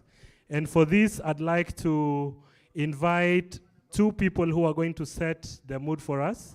And I'd like to invite Sembe, who is the VIFA project manager, together with Fred, who is the assistant project manager, Africa Fertilizer Organization. They are going to give us a little brief. After that, now we go to the good part. So Sembe, karibu sana. Thank you. Hello, everybody. Good afternoon. All protocols duly observed. Hi, Fred. Hello, Sembe. Where is your mic? I can't share mine. He didn't pay for it. Sharing is caring. Thank you. Thanks for giving Fred. Hi, everybody. You all look so beautiful from up here. And it's a pleasure to be here. Likewise.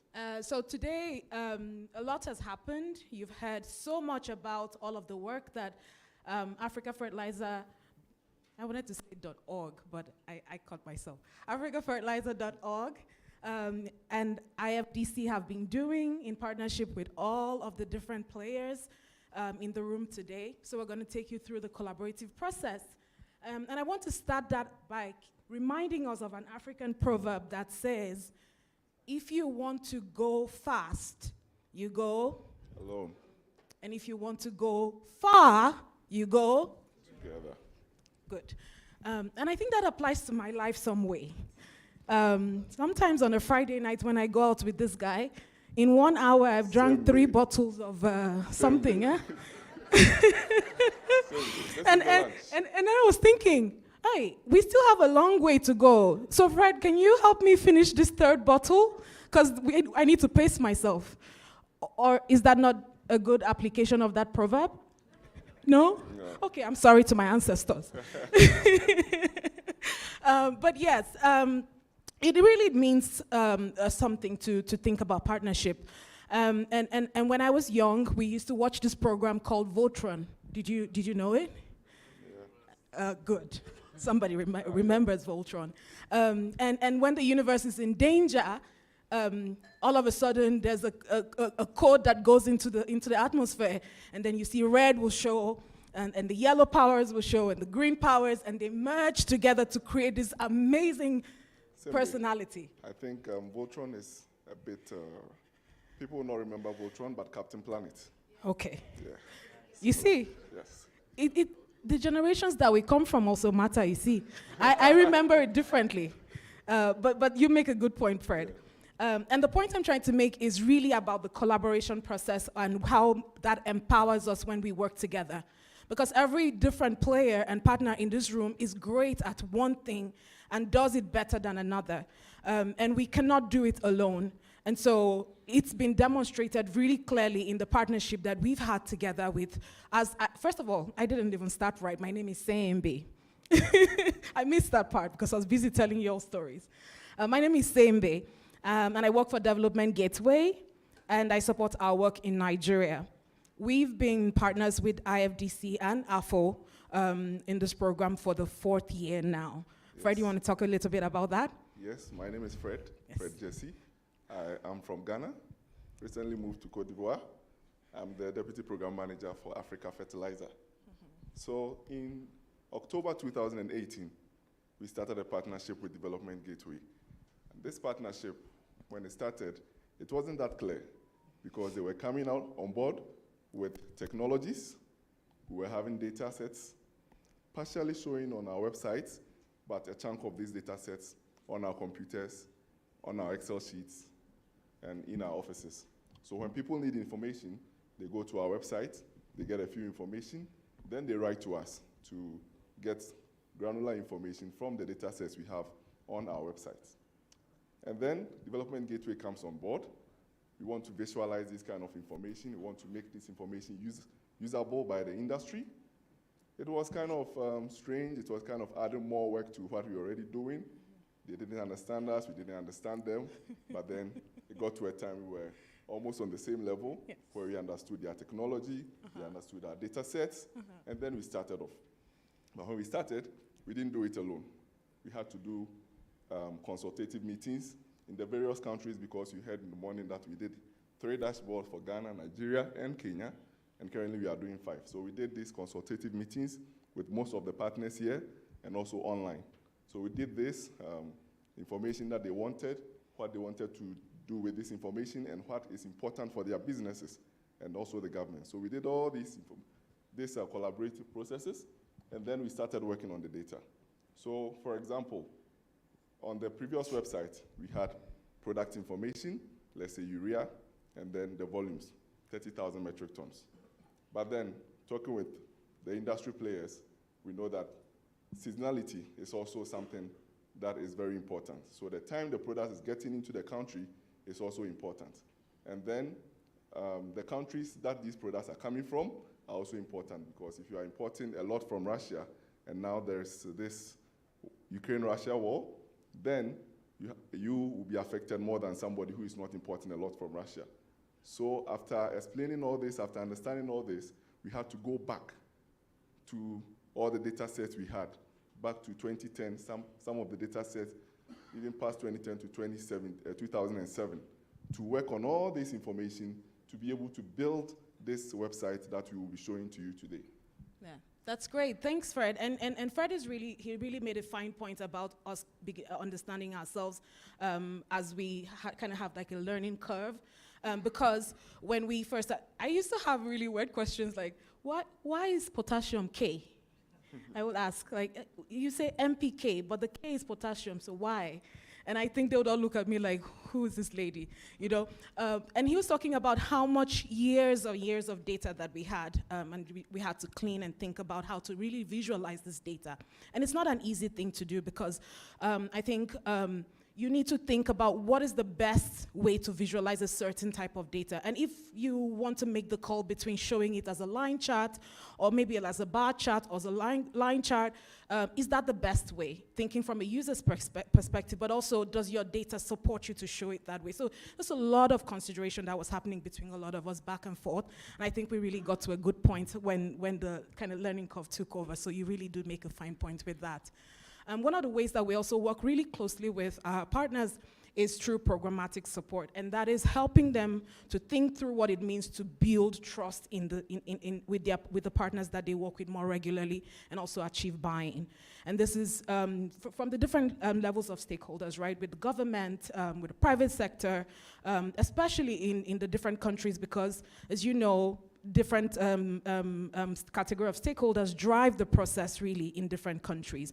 And so, for example, in Nigeria, we help them to think through what an NDA looks like because private sector was more willing to start to share data, but they think about where that data will go to, where it will end up, how it will be used, and what kind of decisions will be made with that data. And it's important to them to be able to trust that you're not going to use their data in the wrong way. So how do we support AFO to think about building trust with them in that way? And that was done through an NDA process between the private sector players in Nigeria and AfricanFertilizer.org.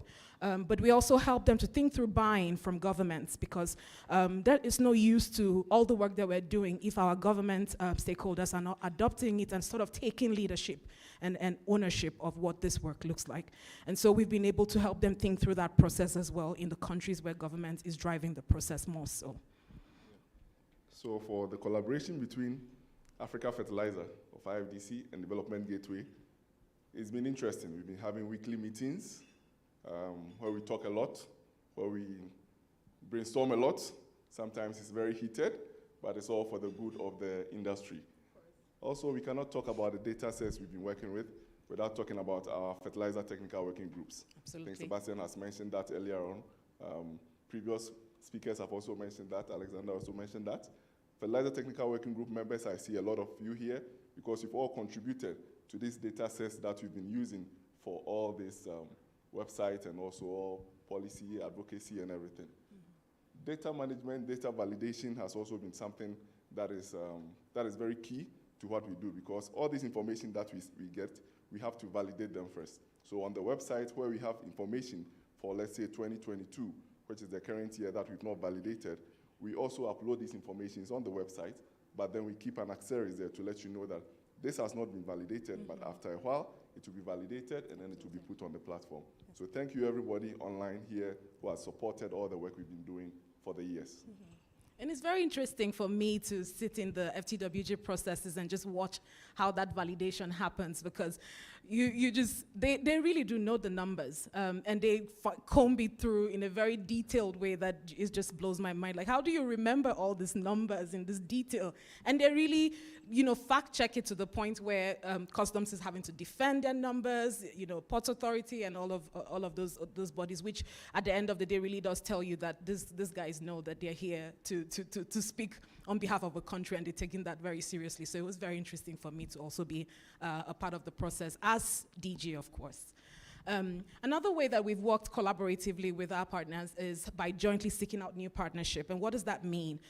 So we now know what it is we do well, and we know what it is they do well, but we also recognize that there could be other partners who are either in the same field or who have an opportunity to bring something new. And there's always a possibility for us to open up new frontiers in conversations around what could be possible. And so we've helped AFO think out different ways to talk with new partners and potential partners on how we could be collaborating. An example of that, and I think Sebastian did talk a little bit about that earlier, is that we have some partnerships in the pipeline with the World Bank. We have some with COSA that Charlene did mention earlier, IO, and a host of other organizations. And this is because we're constantly thinking about what is new and what could make the work better, and not just stay and coast at the comfortable place that we currently are. Also, with the work that we've been able to do with Development Gateway on the dashboards, we also did a dashboard for COVID-19 to monitor the effect of COVID-19 on the fertilizer space in sub-Saharan Africa. And through this work that we've done with Development Gateway, we've been able to also engage with other donors, including USAID for the current Africa Fertilizer Watch, which is actually tracking the situation of fertilizers in sub-Saharan Africa. We've been able to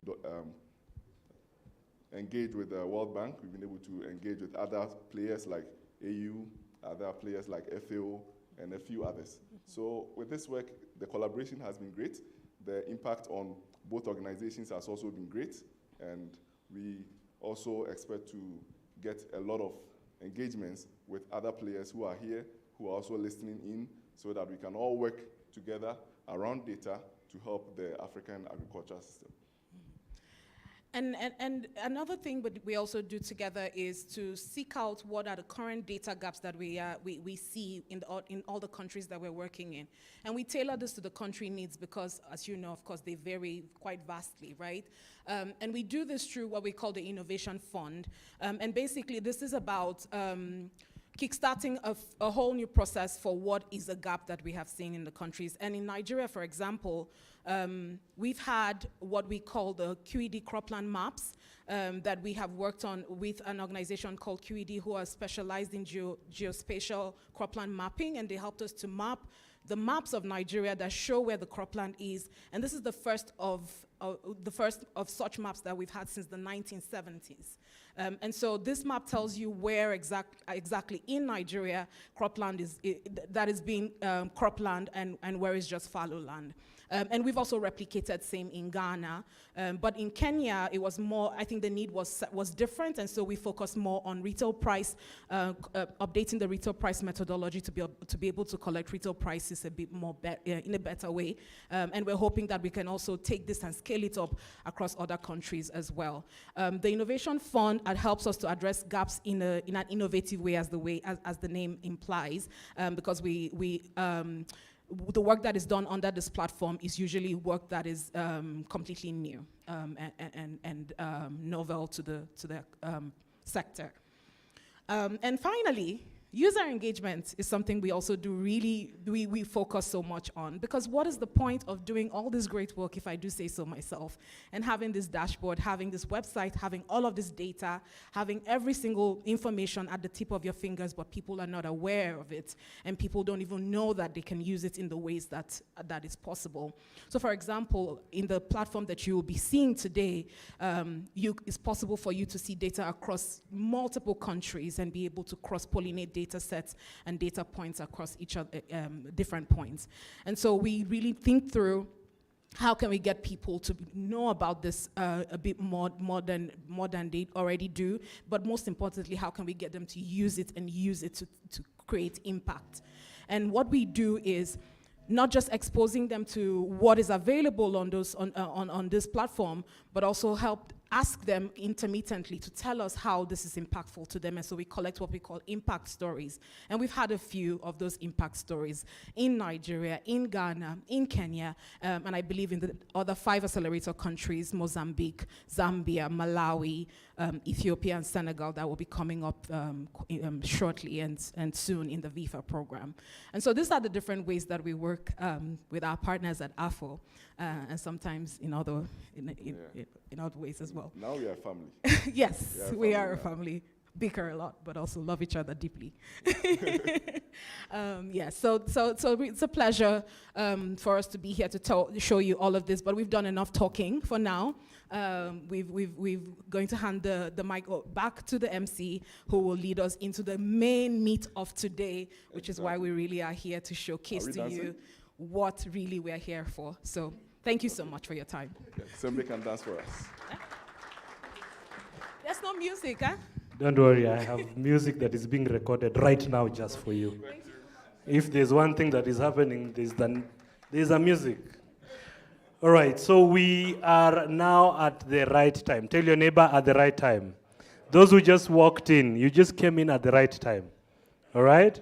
So at this juncture, I'd like to invite the following to join me, because they will be the ones who will be assisting us with the launch. So I'll kindly invite our PS, Honorable Kimutai, to join me here on stage. I'd like to also invite the Regional Director of IFDC to also join me on stage. I'd also like to invite the Program Lead of Africa Fertilizer Organization, or rather .org, sorry. That is Sebastian. Kindly join me. And Patrick from IFA to also join me. And finally, I also would like to invite Osman Kone from DG to also join me. All right, so I also invite our beautiful lady. She told me she's up for this task, and this is what she was born to, at least for now. Thank you so much. Let's celebrate Ruby. Yeah. All right, so we're going to do a launch. We have a countdown. Are you guys excited? No, I can't hear you guys. Are you guys excited? Is the media ready? Media, are you ready? Can you stop those news there and just focus here? Where do you want us? You want the gentleman to move a bit? Kindly just move to this side, you. I think the media guys are saying you're the one who is blocking the breaking news. And we're just about to break. Yeah, the internet is about to go. Those people who are online, you want them to come to this side? No, these ones will join us here on stage. Or you want him on the other side? Okay, what else do you guys want? Do you want me to go home? All right. So as we prepare, all right, they'll switch off the lights. This is not a security issue. You remember security? No, this is not a security issue. If you're still online, if you're tweeting, if you're on Facebook and the other platforms, hashtag AFO rebranding. That's our hashtag, AFO rebranding. Make sure you take as many photos as you can, videos, go live. Tell us, guys, welcome to my YouTube channel. We are here for it all. So ladies and gentlemen, I will kindly invite, gentlemen only. Where is the lady from OCP? The country lead. Yeah, Karimi, come. I am so sorry. Your name was written in bold, and I wasn't too sure whether I was reading the right thing. So kindly, karibu sana. Right, so what we're going to do is we're going to have a countdown. After the countdown, then you'll see a lot of excitement. I want us to celebrate as this happens. And after that, we have some cake for you. All right, when the video is ready, I think let's have the lady also. Just pick the scissors. The PS. Sorry.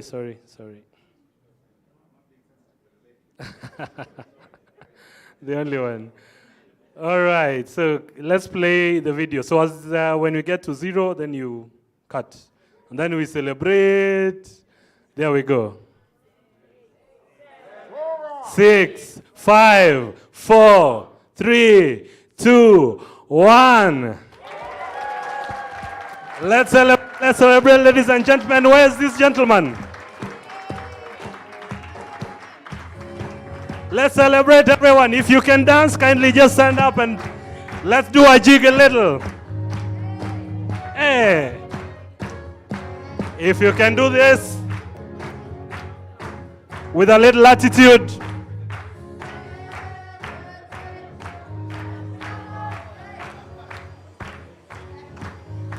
Let's celebrate. Let's keep on celebrating. We are waiting for something here.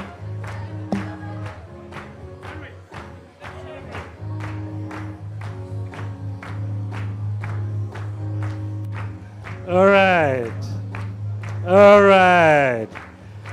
Thank you, DJ. All right, so someone would want to say something. Sebastian, are we good?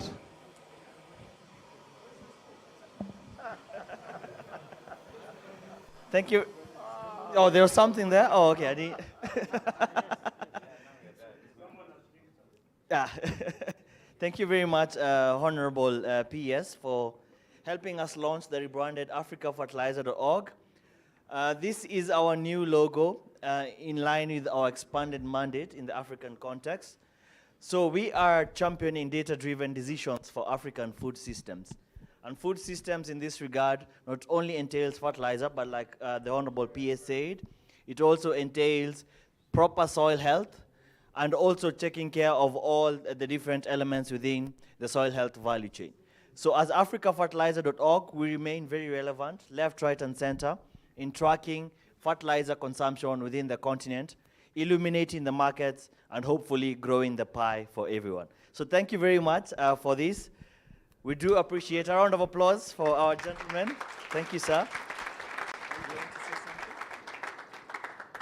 I think I've said a lot.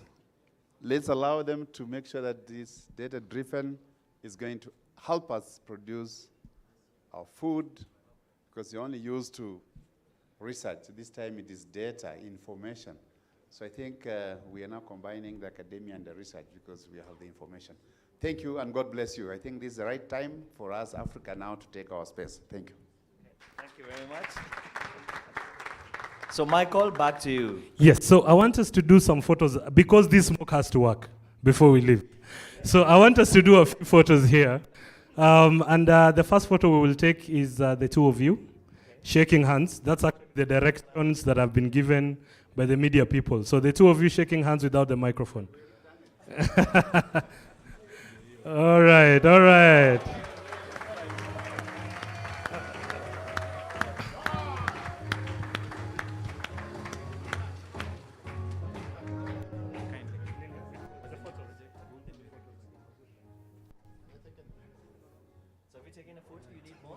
All right, so no, yeah, we need more photos. So the first thing I will do is I will want this team to take a photo first. Osman, let me assist you with the microphone. I know you're struggling there. So this is the first group, and then I will invite DG together with AFO team to take a photo. So which camera are we looking at? Oh, if we can have the projector switched off, I think that would be lovely.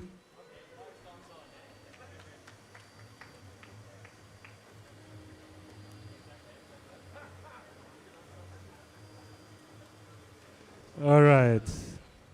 Thank you so much. Thank you so much. No, reserve some for the cake. We still have the cake and we need the light for the cake. All right, so can we have the projector switched off? Is it possible? No? No? No, not yet. Okay. So let's, we have this photo. I'd like to have the AFO team and the DG team join this photo. So the rest of us can sit apart from the AFO team and the DG team. And the PS, of course the PS. This photo without the PS is not a photo. Yeah. All right, AFO team, DG team, if we can. Great, I think we're good now.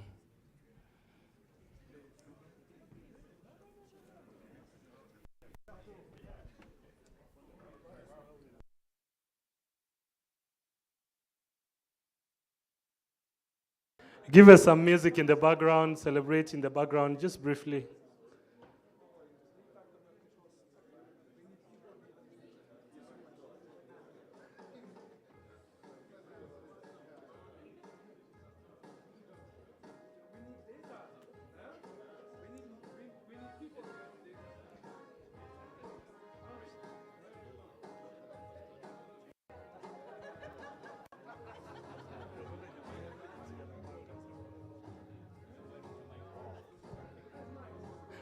Let me ask, just 1 second.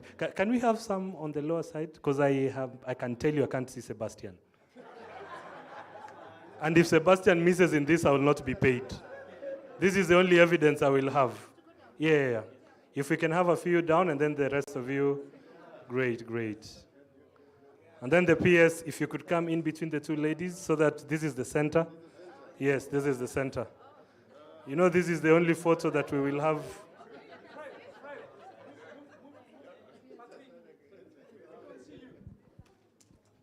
This is the photo that the ministry will be using in their websites. So it has to be really nice. All right, 3, 2, 1, say AFO. Nice.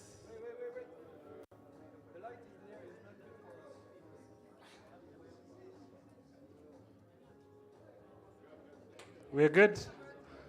All right, thank you so much. Just before you go, our PS, Bona PS, just before you go, we have our cake that we have to cut now.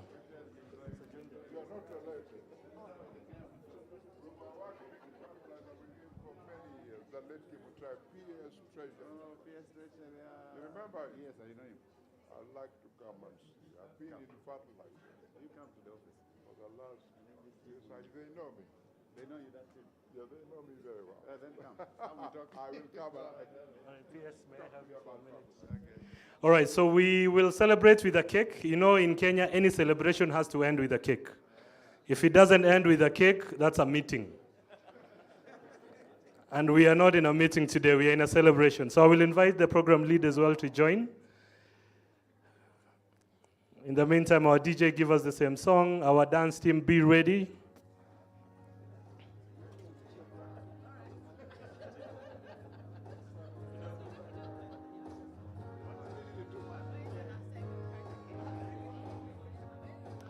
All right, camera again, are we ready?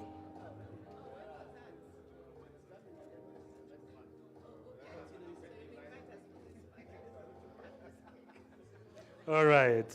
So in 3, 2, where is Alexander? We have cake here, Alexander. Wait. Oh, all right. Alexander, just make your way.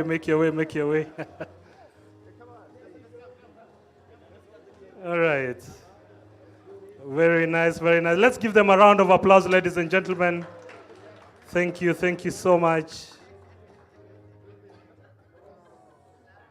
All right. Thank you so much.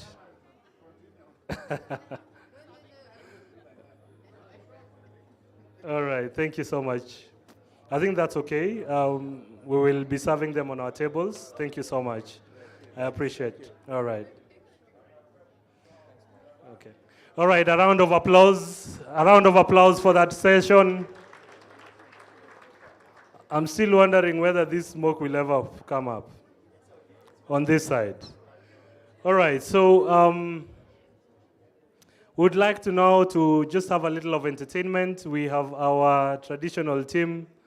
They are ready. They've been preparing, I think, since 2010 when they heard that there'll be this rebranding. So ladies and gentlemen, let's give it up for Head Boy Dancers. And this time they'll be joined by someone I know.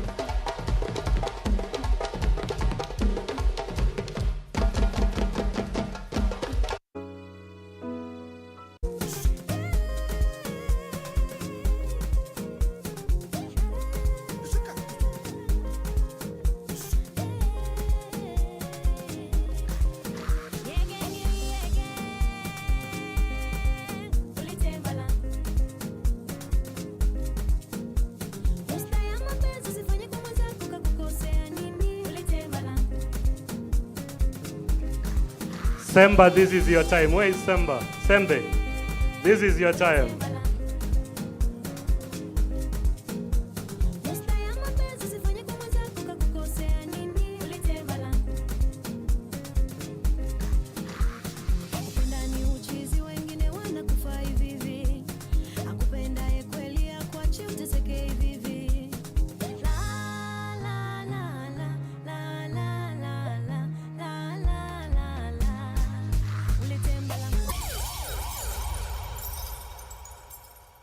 A round of applause to them, ladies and gentlemen. So Fred and I have been practicing. Fred, just come. DJ, give us our song, prepare our song. We've been practicing for the last 48 hours. Do you want us to go for our traditional attire? Do you guys want us to go for our traditional attire? Or we just dance with what we have? All right, so I have invited Fred back here because, may I have our attention? Great. So I've invited him back because I want him now to take us through the website, to walk us through the whole website, the whole experience, the different visualization, how the website works for traders, for governments, and for any other person. So, Fred, karibu sana. I don't know why people are still conversing loudly. Is it the cake or what's going on? It's the cake. So do I give us a few seconds? All right, enjoy your cake for a minute.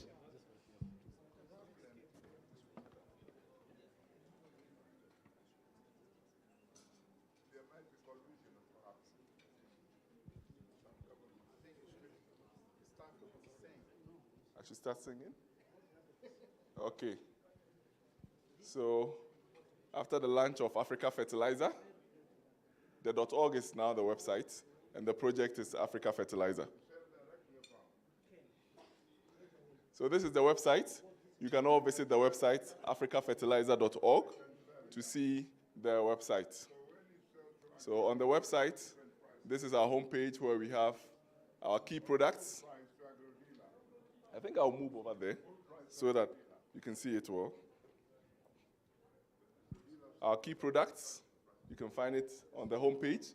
When you scroll down, you have our partners. All our partner logos are there on the website. Now, go up to the menu. So yes, on africafertilizer.org website, we have the dashboards where the countries where we develop dashboards, they are in the deeper colors. And then the countries where we have other information that are not dashboard countries, they are also in the lighter green colors. So when you click on them, it will take you to the dashboards or the country pages. But on the top, we have visualization by country, visualization by topic, plant directory, resources, events, and about us. So can you go into the visualization by country? Yeah. Visualization by country, this is where we have our dashboards housed. You can click on one of the dashboards. We are in Kenya, so use Kenya. Yeah. I think most of you are aware of the dashboards, the fertilizer dashboards that we have created. We are co-created, so these dashboards are there. But it has been created for 3 countries, and now we are accelerating it to 5 other countries. So part of the other information from Cote d'Ivoire, from Malawi, from Ghana, from other countries which are not having dashboards, from Burkina Faso, Benin, and the rest. So we need to create this information we have. We need to also put them on our website. A quick question. I love chocolates. I love dark chocolates. Which crop is used to produce chocolate? Who knows? Which crop is used to produce chocolate? Cocoa. Okay. Oh, no. Which country produces a lot of cocoa? No, the highest. Yeah. Cote d'Ivoire. Yes. Followed by? Okay. So I am from Ghana, and I'm currently based in Cote d'Ivoire. So as I'm in brown, you can see I love chocolates. So let's go into Cote d'Ivoire to know what is there in Cote d'Ivoire. So when you go to a country page, all the 18 countries that are there, when you go to a country page, you see information on the location of the country, crops, plants, information. If there is subsidy in that country, you see this information as well.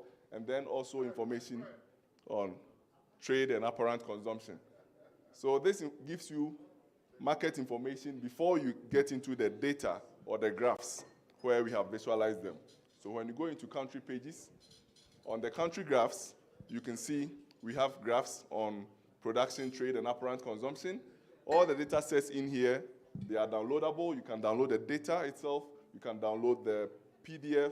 You can download the picture of these data sets. And you can also make selections. We have filters where you can be able to add new years. For example, here we have from 2016. So you apply the 2016, and then it filters for you. So all this information is available. When you go down, we have retail price information. There are some data gaps, but we hope to fill them.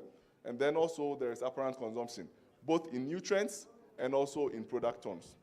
So here, as I mentioned, you can download the data, both picture or the data itself, and then you can use them. So can you go back to the visualization by country page? So here, we have all this information on these countries. The one I showed you for Cote d'Ivoire, we have it on all these countries. But when you look at the country's information and then you have any question for us, when you scroll down on the page, you can see that send your questions and your comments here. When you click on it, you send us the comments or the questions that you have, and then we will reply to you, we will answer you. So it's a good feedback system. When you are giving us feedback, we are also working on what you have given us, and then make it better for everybody to use. So this is what we have under visualization by country. Now, visualization by topic, we have the page itself as a main page, and then we have sub-pages, where we have trade data, production data, consumption data, and prices data. So visualization by topic, when you go, it gives you a regional view of the data sets that are available. Currently, it's showing 2022, where we don't have a lot of information validated. But then when you show 2021, you can see all these countries that are highlighted in green. We have data on these countries, and we have a bit of summary on the other side. So, for example, you can click on a country, say Zambia. Whilst I'm doing this, you can also go on to africafertilizer.org with your computers to be also following what I'm doing, so that you start working on this website from here. So when you click on Zambia, it gives you information. The fertilizers they are using. This is urea, NPK 10, 20, 20. There is also ammonium nitrate, MAP, and other fertilizers. So this information are there. You can select in between imports to apparent consumption. This information is available on the website. So when you refresh this page, it still gives you that regional view where you are able to visit another country. On the same visualization by country, visualization by topic page, we have trade data, production, apparent consumption, where it delves deep into the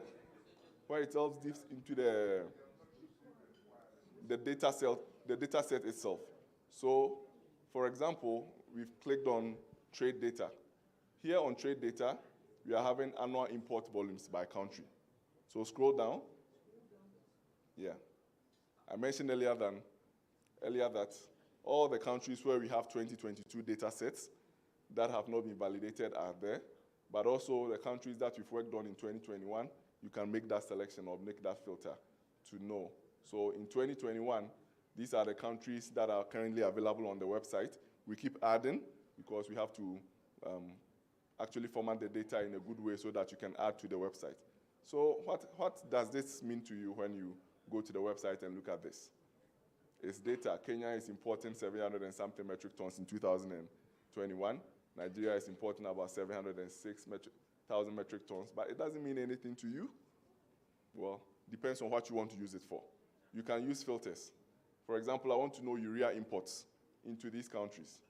You just go there, make a filter, select urea, and then all the volumes of urea is shown there, as you can see. So if I'm a urea producer, or if I'm in my country and I'm not finding urea, and I want to know if my neighbor has this urea, and I want to get into contact with them and get this information, get this product from them, finding it on this website, it lets you know that this urea is available in those countries. You can also select, for example, DAP to know which countries have imported DAP a lot in 2021, and you can see Kenya is leading, Nigeria is following closely, and then other countries are also following. So these are some of the interactive things you can do with the Africa Fertilizer website, where you can be able to also compare across countries wherever there is information. So we wish to expand all that you are doing with the countries to other countries so that we have a regional view in the sub-Saharan Africa fertilizer market. Same, we have export information visualized in the same way as the import data has been visualized. Very less exports in sub-Saharan Africa, but you can see Nigeria is exporting a lot of urea because they are producing urea. Can you scroll down? Yeah. So the data set, initially what we saw, you were looking at a data for a particular year, but this time it's a time series where we have combined all the data sets from 2010 to 2022. So you can also use this same to make your analysis when you want to know the imports that, for example, Malawi has imported for the last 6 years. Once you go to the website, you are able to get this information and the volumes. So you are able to get this information by filtering with Malawi or by adding other countries. You can actually add other countries to it. So maybe you can add Zambia or any other country. Yeah. So yes, when you add it, this is the information that comes. So can you scroll down? So yeah, same thing is happening also for exports. So we have this import and export data under trade, where you are trading fertilizers. And then on the same graphs, we have them for production as well as consumption. And consumption here is apparent consumption. Yeah. Scroll up to the visualization by topic page, yes. So consumption. Yeah. So here, all this information we've been gathering during the workshops that we've been doing. We also upload all this information here. This is 2022, which has not been validated, but from a few countries, but you can select 2021. In the 2021 imports, you saw that Kenya was importing more than, the second importer was Nigeria in the sub-Saharan Africa region. But looking at the apparent consumption, you see that Nigeria's apparent consumption is way higher than Kenya's apparent consumption. What is it telling you? There is something in Nigeria. There is production of urea in Nigeria, which they are using, so they are not importing urea. So when you look at imports of these urea, imports of these products or fertilizers, the production in Nigeria will add up to it to get to the consumption. That is why here you see a lot of consumption, but very little imports from Nigeria. So all these things also help you to be able to analyze information, not only in your country, but also in other countries across the region. So this information is available. Also on prices. People like to know the prices of products because it also affects whatever you are buying. As a rational human being, you need to know the price to be able to take decisions. So prices, we have to also give information on prices to help you with whatever you are doing. But we have to work on prices from the international market because this is where a lot of products are being bought since we are not producing a lot in the region. So we have a partner called Argos Media where we collect international prices from and then we make these international prices available on this Africa Fertilizer website.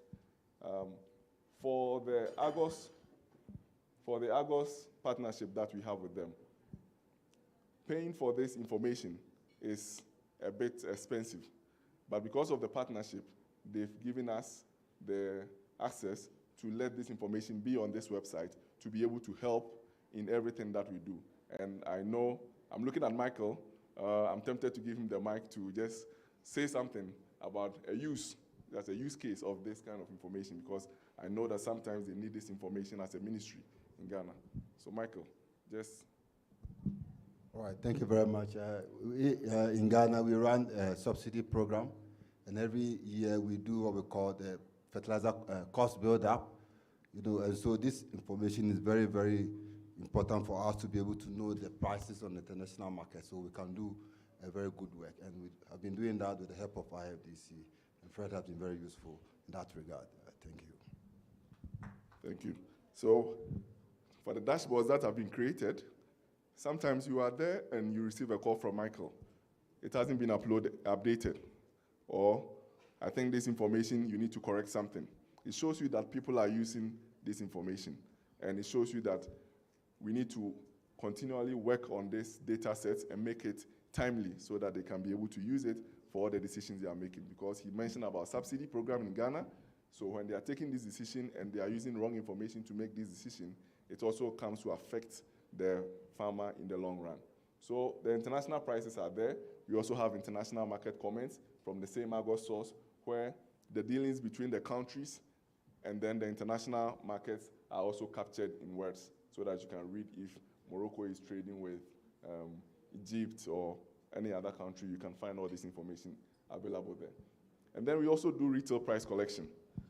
So retail prices, you might be thinking that, oh, prices in Nigeria are very bad, but then have you compared it to the other prices in other countries? On this website, you can do that. It's very interactive.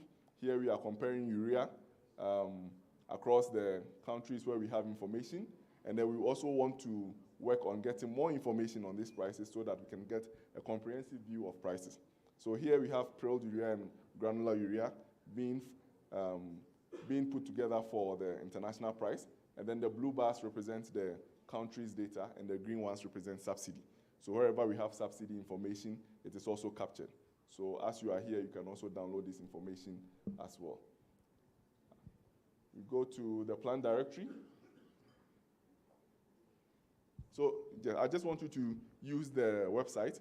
I won't go deep into everything. I'm just touching on a bit of it so that you can use the website. You can get in contact with us if any clarification is needed. So this is plant directory. We do have a publication that we publish every year. It's called the Africa Fertilizer Plants Register. And this plant register has mapped fertilizer plants in sub-Saharan Africa with information about the plant, when it was brought up, all those information. If you want to even contact any manager in the plant, you have this information there. But we've seen, especially in Nigeria, that they keep increasing their production capacity. They keep increasing, or they keep investing in production capacities. So with this, we keep updating this website so that the yearly publication will be updated once, but whenever we have new information, we update this website. So for example, here I think it's East Africa, Tanzania. How many blending plants are in Tanzania? Is it closer to Kenya? Can I call the person in Tanzania to blend some products for me and send it to Kenya? All this is available because you can get in contact with the main person there and then talk to the person and start your business dealings. So this is very, very, very informative when you have it there. Can you scroll up? Yeah, it's also in the West Africa region as well. So all where we have plants is also there. Now, we have other pages, like the resources page where we have Fertilizer Watch. We talked about the Fertilizer Watch work being sponsored by the USAID. This is resources, where we have all resources under fertilizers, or publication under fertilizers under the resources section. Fertilizer used by crop studies and all those things are under the resource section of the website. And this is the Africa Fertilizer Watch, which is tracking the fertilizer situation in the sub-Saharan Africa region. And it is updated monthly, but currently it's October 2022. We'll be updating it very soon. So you can just go there. Everything here is interactive. So just go there, interact with it. If you have an issue, just send us an email. We'll let you know how to resolve it. Then there is also a newsletter called Ferti News. Who receives Ferti News here? I see very few hands. Who receives Ferti News? Okay. Who reads Ferti News? Okay. I've seen one. Because when you send information out, you can also check the analytics of people who have opened, people who have clicked. You can get all this analysis. So we do a lot of work on this thing to push it out there for you to be informed about the happenings in the fertilizer market in the different countries. And we send it out for people to also know this information, to be able to equip themselves of what is happening in the fertilizer market. So when you go to that page, you have all the publications we have done in the past over there, and the new ones will also be uploaded there. On the bottom of the screen, when you go there, you can subscribe to our newsletters. So that link is also there. When you click on it, you subscribe to our newsletters, and it takes you to an IFBC website subscription. So here we have Africa Fertilizer, Ferti News, and we have other newsletters in IFBC. So whatever you are interested in, you should click on them, and then you subscribe to it. And then, last but one, we have the events page. So events, there are a lot of fertilizer events happening at the same time. So this page provides an avenue where we put a lot of all these events that are happening around fertilizers, around soil health, around agriculture in general on this page, so that you can be able to decide which one is more relevant for you, which one you have to attend, and all those things. So on this events page, you can have it there. Currently, the first one is August Fertilizer Africa Conference, which will happen 8th to 10th February 2023 here in Nairobi at Safari Park. And then there's also a workshop in Brazil around fertilizers in January 2023. And there is a WAFA. WAFA is a partner in West Africa, and they are having an event with AFRICOM from 13 to 15 December 2022 in Lagos, Nigeria. So all this information is also available. When you go there, you get to know the events that are happening in the fertilizer space and know the ones you can be able to participate in. And then the last page I'll talk about is about. So the about is just about Africa Fertilizer, the journey that we've come, how far we've come, the partners that we've worked with, and all. So this is the Africa Fertilizer website. We keep working to improve it. We have other things that we have not been able to do, but then we'll definitely work on them and improve on the what is currently there. But what is currently there is good enough to be able to help in decision making. And because we are in the region, we have 2 languages for the website. It's in English and in French at the moment. And later on, if we need to add Portuguese, we'll be able to do that because the system supports that. But currently, all the information that is available on the website is in English and in French. So this is the website. I will urge you all to be the people who take this website out there when you go for meetings, africafertilizer.org. When you are going for meetings to prep yourself, africafertilizer.org. Whenever you need anything about fertilizers, just think Africa Fertilizer. Thank you very much. Thank you so much, Fred. Another round of applause for Fred. He's done a very, very good job in walking us through that. So I'd like us to do a very little exercise. Is there anyone who has not eaten cake yet, by the way? Or this side? All right, I will send someone this side. So I want us to do a very little exercise. I'd like us to have some little feedback, especially on what Fred has presented. So I will kindly ask that we have the code presented. It will take us exactly 2 minutes. Exactly 2 minutes. So if we can have the link shared or the QR code shared, so that fantastic. So what I'd like you guys to do is to scan that code. It will take you to a Google Docs. It will take you to a Google Docs document. I'd like you to just take exactly 2 minutes to type in your feedback, especially on what Fred has just presented, so that we can get that captured. And I'd like most of us, if not all of us, to do that. Are you able to scan? Or is it a challenge? You're able to scan? I mean, if there's a bit of a challenge, you could probably just stand. I'm okay with that. I have no problem with that. Yeah, if you have an iPhone 13, I think you can scan even outside this room. If you have the others, then it's a bit of a challenge. How is it so far? Are we in? How many people are in? It's not working. What are you guys saying? It's working, yes. There's a gentleman who has scanned. So just try and make sure you scan within the... Yeah? How many people have been able to scan? If you are a little too far, kindly just move closer. I have given you that flexibility. How many people have been able to scan? Just raise up your hand or your phone. We're not doing quite well.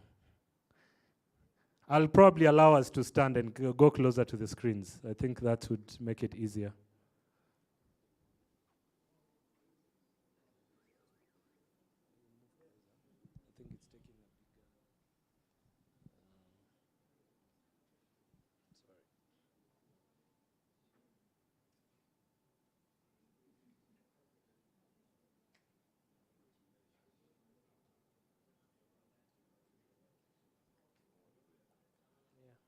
I think it's the frame.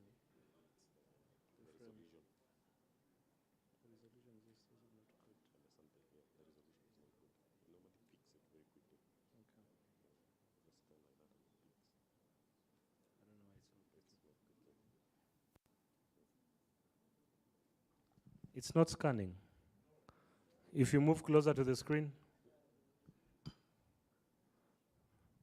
If you move closer to the screen, someone has already scanned. I think a number of people have, so I think it should be working.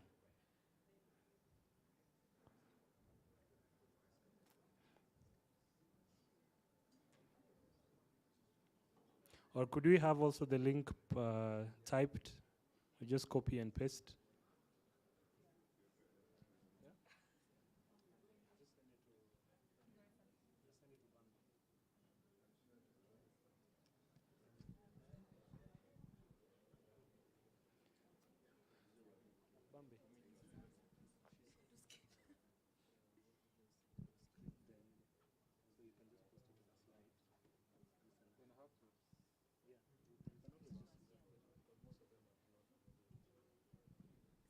All right, so how many people have been successful? We just want to paste the link. I don't know whether that will help. I doubt, but anyway, let's just have it.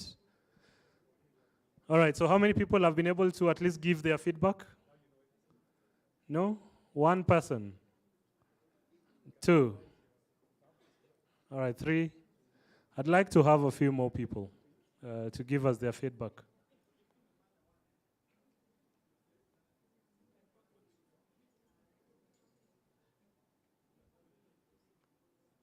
Yes?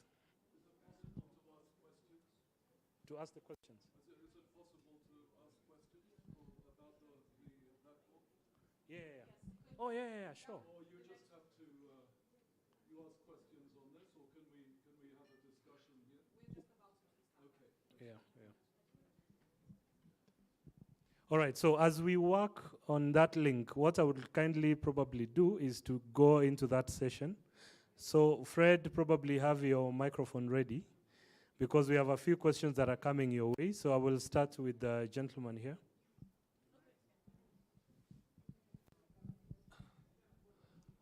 Fred, congratulations. Looks fantastic. It's a really useful tool.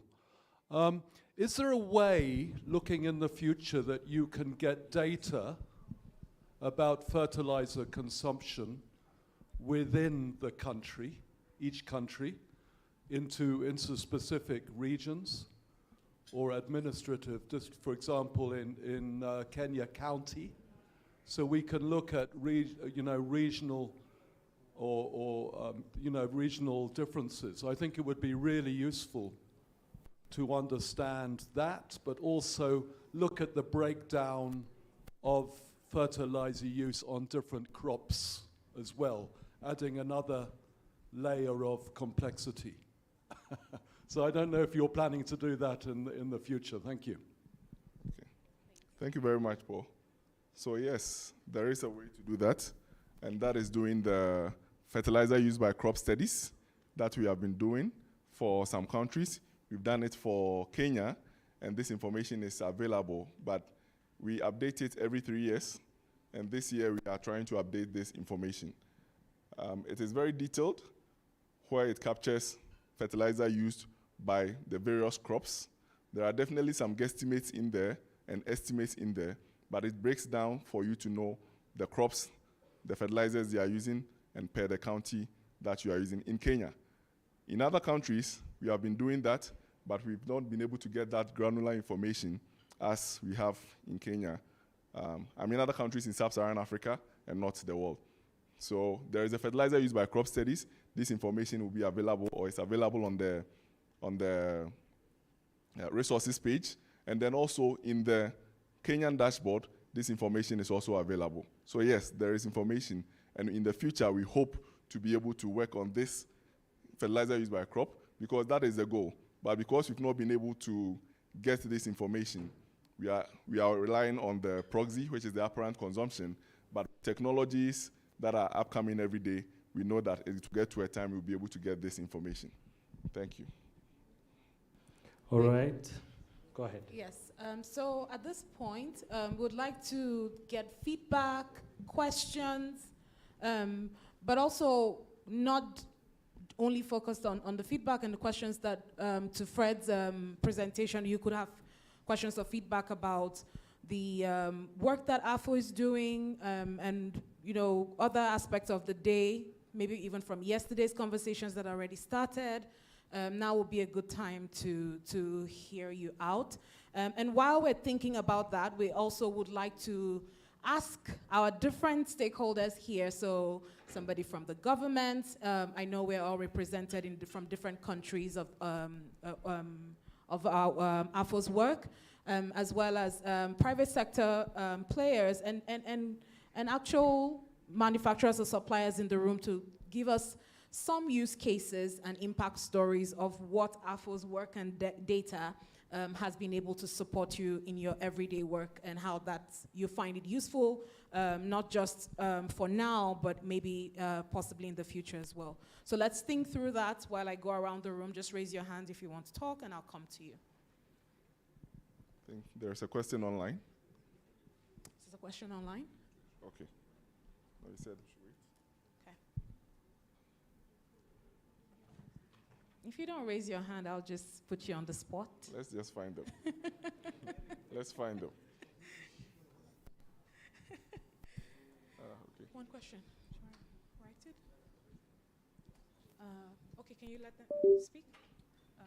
Here's the mic in case we need to get close.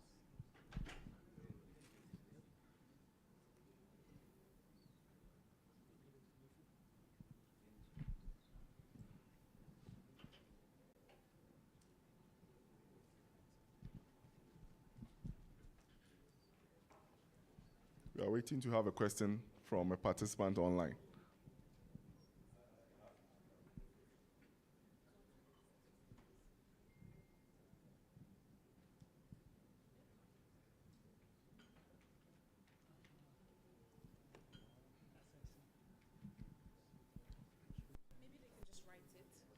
Okay, while we're waiting for the technical team to sort that out, they could just write it out and we'll read it out. But in the meantime, Mr. Michael Owosu from Ministry of Agric in Ghana has a question and some comments. All right, thank you. It's not a question, just how the website has been very useful to me, in my daily work. I was asked to make a presentation on fertilizers and the fertilizer, financing. And I needed some data to back my presentation up. To be honest, I went to the website and I got a lot of information, very useful information. And then after the presentation, people asked me, where did you get, some of these data, graphs? And then I told them I had them on this the AFO website. And so I think it's been very useful to me personally in my work. And I recommend that most of you, who are in the fertilizer space can also go to the website, and I'm sure you get very useful information. Thank you very much. Thank you. So just to add up to what Michael said, he talked about the website, which is the dashboard, the VIFA Ghana dashboard that was developed for Ghana. But now in the Africa Fertilizer website, we have merged everything onto that website. So when you go to Africa Fertilizer, you find the data from the dashboards, you find the data from the Africa Fertilizer Watch, and information also from africafertilizer.org on all countries where we have information. Thank you. Yeah.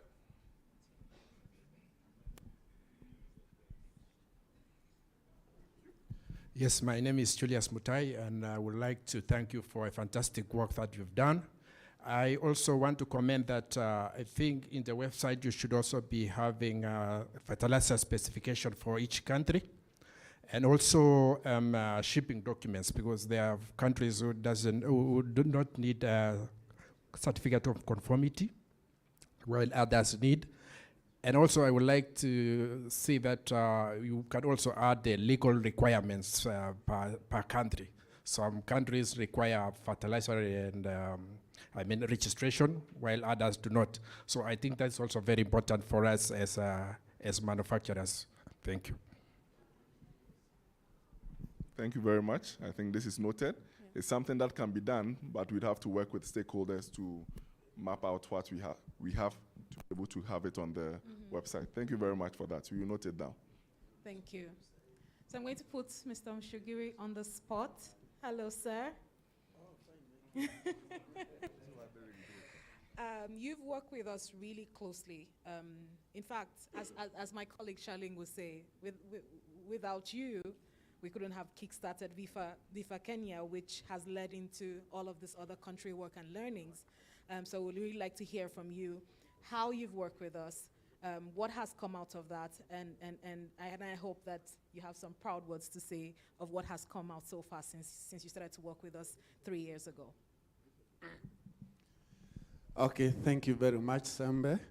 I think the pronunciation of that name is a challenge because, this is a Swahili nation and Sembe sometimes has a meaning. Thank you very much. I want to say that I'm very, very grateful once more. I understand that there's a video that was taken and some of you probably have been seeing me. I want to say that the process was quite useful because when we started doing our dashboard, one of the things that we did was actually to convene all the stakeholders. It was a very useful process with even some of our data, the people who normally have data, that is, for example, the Kenya National Bureau of Statistics. And we are even able to define the indicators together, the public sector, the private sector, what we actually required. And I want to say that this dashboard, the Kenyan dashboard, has been a game changer. And I just want to say, one of the most important things, maybe which I've not stated before, is the aspect of accountability and transparency. For those of you who have a history of Kenyan subsidy, the one of 2008, it was actually based on the spike in fertilizer prices. And when we meet with the industry, they normally say that the prices went down after 4 months.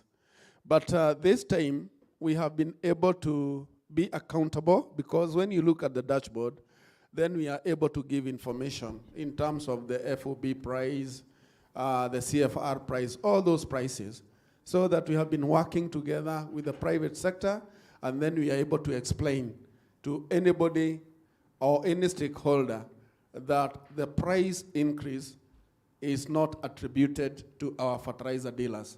There before, that was the issue, that they are the ones that are increasing prices. But now we are able to say, when you look at the FOB, it's like this. When you look at the CFR, it's like this. So the information has been very, very useful from that perspective. And we want to say that we are very, very grateful because of the way we have been able to work together. Anybody who refers, we normally have calls where people want to get some information, specific data from the academia and even from some of the development partners. They have been calling. And in most cases, we normally give them the dashboard. We tell them, go there, and you get the information. I think recently somebody was calling and was asking about the cost build-up, and we told them, just get two, in this case, the dashboard. If it is the issues of levies, you can see them there. The information is there, and then you can see how the cost builds up when we talk about internally. So that has been very, very useful, and we are very excited even for this integration that we are witnessing today, so that we can also be able to know what is happening in other countries. Otherwise, thank you very much. We are looking forward to probably more value addition as we interact with it, so that we can be able to inform, because as our PS said, we are seeing now information. For those of us probably who has gone to business school or something like that, we say that information is now the fifth important factor of production, because without it, there's nothing much you can do. So, transparent and accountability. And now everybody appreciates. And that is why the emergency subsidy that we are doing right now, it was actually informed by the information that is in the dashboard. And that is why now we were able to design it in a different way from the way we had done it before, so that the private sector still takes control of, in this case, the business. And for us now, we define the policies and regulations. Thank you very much. Thank you, sir. Thank you so much. Yeah. So we have a question online. We have a question online. and I would want Patrick to help answer that question. It's coming from Richmond Dogbe, and he's asking, how do we really come up with crop-specific fertilizer consumption, which has been on the drawing board for a very long time? Yes, that's a difficult exercise, for sure. We have to learn to live with guesstimates instead of hard statistics. There are very, very few countries globally where there are hard statistics on fertilizer used by crop. So it means that's a mix of information collected through surveys and expert knowledge to validate these. And as far as IFA is concerned, the way we do it, we collect mostly 3 parameters. The first one is the planted area. The second one is the percentage of that area that is fertilized. And the third one is the average application rate on the fertilized area. And these 3 parameters are pretty challenging. Even the planted area. We could use FAO statistics or national statistics, but in general, that's about the harvested area. The planted area makes more sense. So that's already this one, and sometimes between statistics, take China. Between the national statistics and the FAO statistics, there is a huge gap, I can tell you. So we need to look at it with a critical expertise. And then there are some crops that are much more difficult than others. Let's say maize, rice, wheat. That's relatively easy to assess.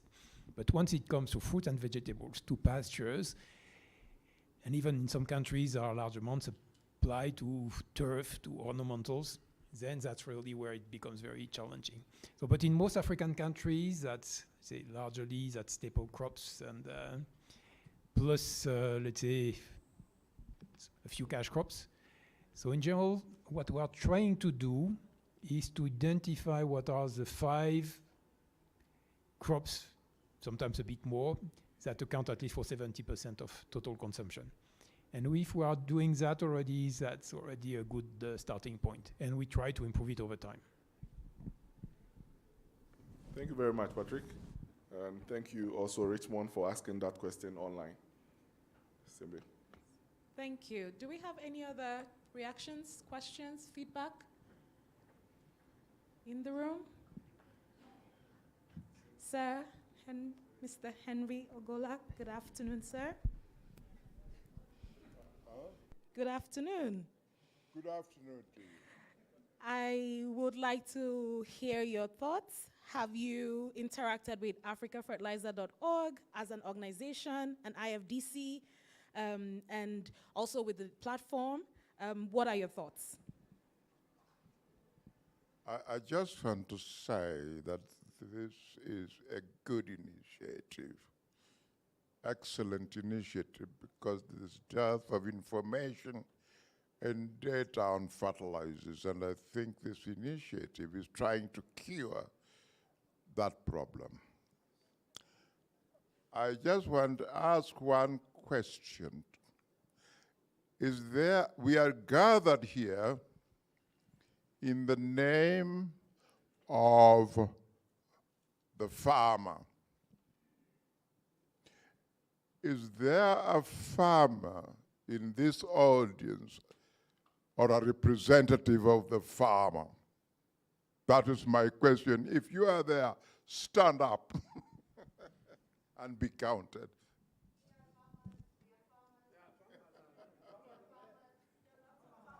I don't mean telephone farmer. No, we just cleaned up today. A farmer on the ground. We just cleaned up today. Not a telephone farmer. In suits and ties and beautiful dresses.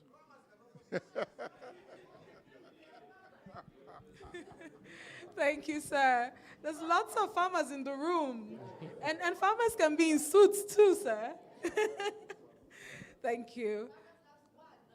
Oh, yes. I think, oh, okay. Oh, someone's here, sir, Fred? Okay, let's take that first and then we'll come to you, sir. Yeah, there's a question online, and I think it's for all of us here, so I'll throw it out. Who can answer should help us answer. The question is from Mohammed Abu, and he's saying, with reference to the statement that it's not just about fertilizer, but soil health, and everything in the soil health is value chain, I heard there is fertilizer used by crop studies being done. To this end, do we have soil suitability tests being done in countries? That is the question. Is there soil suitability tests being done in the various countries in sub-Saharan Africa? Anyone to help answer this?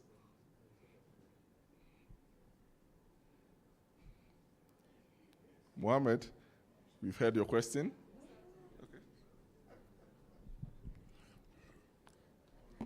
Yeah, let me start by saying that I don't know whether we have been able to, maybe you can interact with a strategy, because in the ministry we have a strategy called the Agriculture Sector Transformation and Growth Strategy. And it has 3 anchors. We have anchor number 1, and anchor number 1 we have a flagship number 2, and we are talking about 100% soil testing. So there's a lot of work that is going on, and we appreciate that it is not only in the public sector, even the private sector, they are doing it. And I want to say, like the fertilizer blending that is happening in the country, the blending is actually being informed by the soil status. So for us in 2014, we were able to do, I think, almost except 1 or 2 counties, we were able to do some soil analysis throughout the country, and the information is documented. The 2 counties that were remaining, we have already done 1, and we are very clear in terms of what is, in this case, lacking in the soils. So there's a lot of emphasis on soil health, because if you have to use fertilizers, then you have to use fertilizers based on the soil status, and that is what is happening. So there's a lot. The capacity might be challenging a bit, but we are still improving on the same. It is highly privatized in our country. We also have laboratories which are public, and we are doing it so that it can inform fertilizer use. It can also facilitate, or in this case, enable the farmers to make decisions. Thank you. And I think, within the region, it's also happening. I'm aware about that. It's also an emphasis because we have, like now for the community, East African community, we have a policy, and there's a lot of emphasis on that. It is happening across the regions, and I believe in the other places it is happening. Thank you. So he has a short point to make. Okay. Ladies and gentlemen, the question that I ask with a bit of jest and in a light touch, I think I owe you an explanation as to why I was asking whether there's any farmer here. The reason is, do we really know what challenges that small farmer, especially the small farmer, is facing? Do we, with all this beautiful data and so on, have we taken the farmer's view? Has he told us, this is what is my problem, the farmer?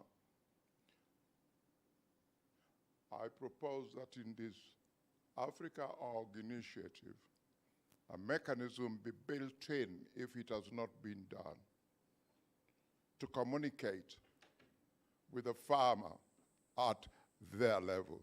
Thank you very much.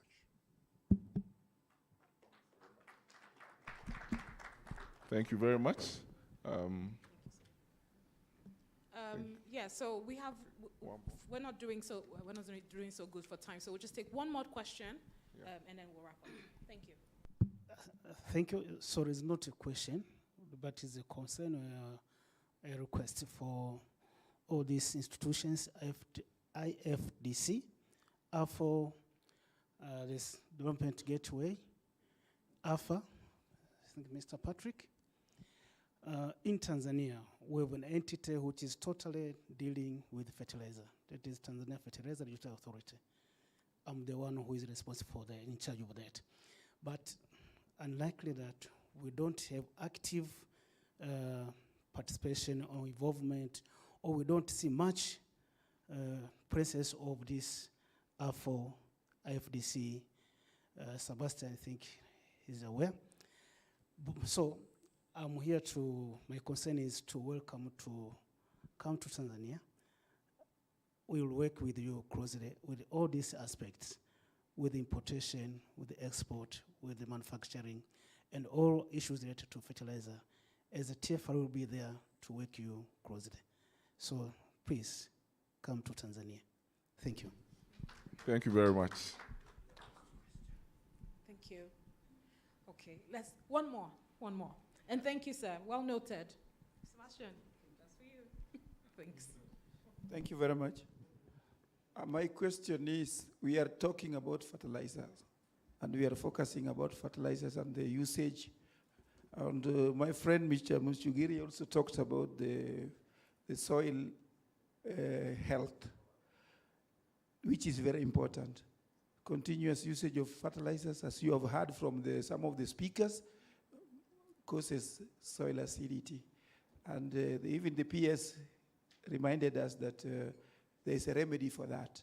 So where the soil has been tested and found to be acidic, the solution is the application, liming or lime application. My question is, do you have enough data Africa-wide for the liming requirement for various countries? Thank you, and I think Fred can do justice to this. And it has come up quite a bit, huh? Yes, it has come up quite a bit. I think the question goes to everybody here in the room, but with the data sets that we have on our website, we have liming production plants that are available on the website, where you can go to know which company is producing lime in the various African countries. That information is available. But the liming requirements that agronomy does scientific testing is not something that we currently have on the website. But if this information is available and we need to have it on the website, it is something that we can build it into the website. Thank you. All right. Thank you. I think at this point, Fred and I would stop talking and hand the mic back to the MC. Thank you so much. Thank you, everybody. All right, let's celebrate them one more time. Come on, guys. Let's give them a better round of applause. Yeah, you guys have moderated that session very well. So we want to come to the tail end of our event today. And I believe these conversations can keep on going and going and going. So that's the advantage of networking. So after this, we'll proceed for lunch. During lunch, let's keep on talking. Let's take each other's emails, social media handles, WhatsApp. Let's keep on conversing. Let's add more data, more information into the platform to make it richer, to make it a better platform for the smallholder farmers, as Mr. Ogola says. So at this juncture, I'd like us to go to the vote of thanks and to represent our partners. I will start with the DG Regional Program Lead East Africa, that is Shalene, to come and make her vote of thanks, and then I'll proceed. Let's welcome her with a round of applause.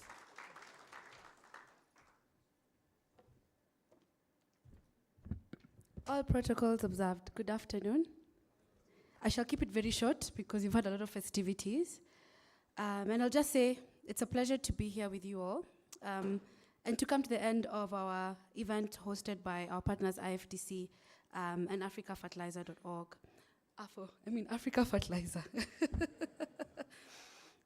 Today's event reminds us of data's vital role in improving Africa's food systems, particularly at a time when it's more crucial than ever for governments, private sector, all of us in the room, to really make informed decisions.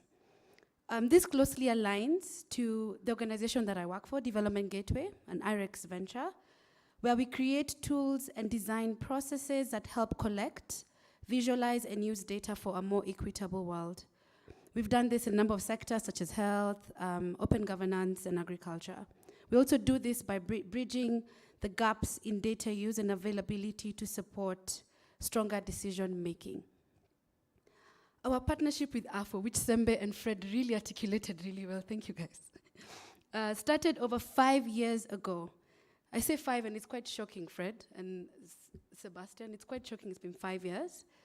Working with stakeholders, many of you in the room. I think Mr. Mushigiri, remember we started off not understanding what dashboards are and starting with defining what dashboards are with all participants. And to think about how to bring siloed data that would be used by decision makers. And to think now we have a new AFO site where you could do cross comparison of data across the continent. And I think a number of times today, we've had regional cooperation and collaboration. So a hearty congratulations to you all who have supported the team on this monumental achievement. I think we deserve a clap. I have to mention the team behind AFO that works tirelessly every day to collect this data. And I'll start with Fred Gassi from CIV, originally from Ghana. Let's give him a clap.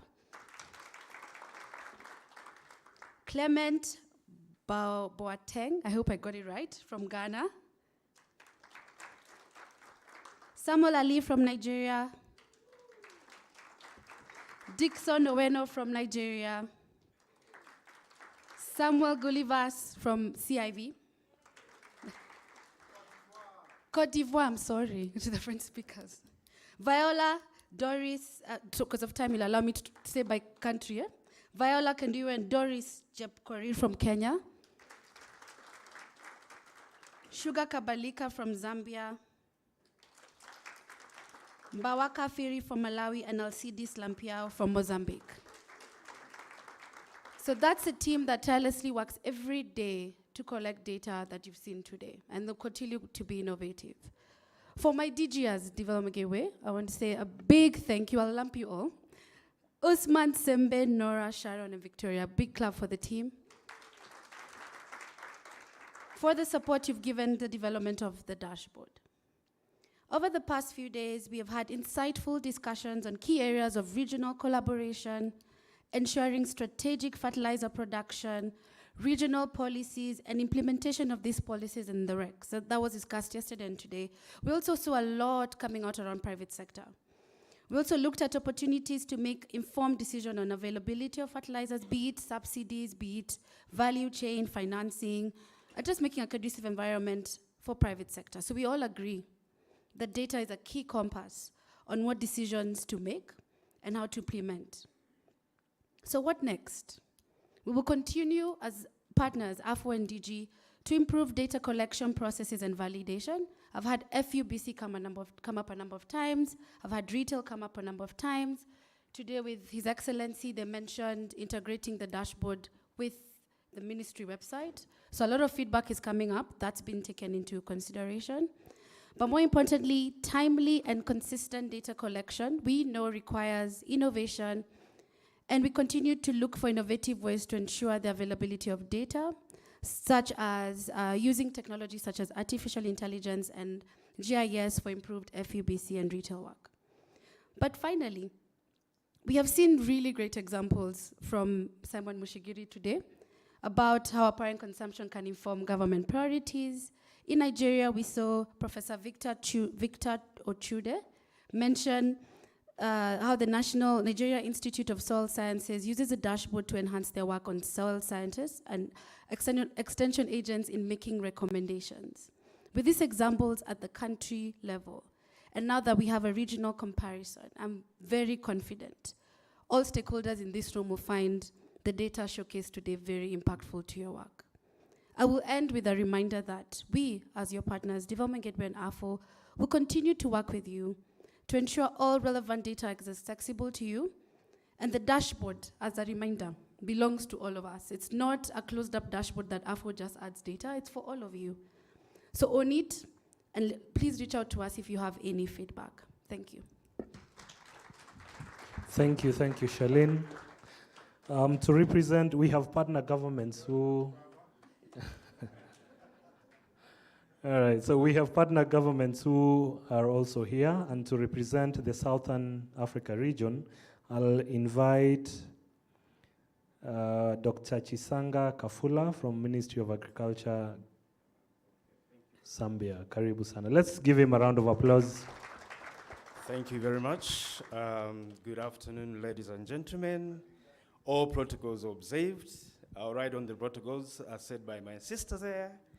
I'm greatly honored to actually give this vote of thanks on behalf of the Permanent Secretary from the Ministry of Agriculture, Zambia. So ladies and gentlemen, I'm honored today to be able to present to you all the vote of thanks for the important meeting on fertilizer issues in Africa. This meeting was of course convened and was aimed at promoting the collaborative use of AFO's data to make informed decisions that address and respond to key issues of availability, policy, price, and use in the fertilizer sector in Africa.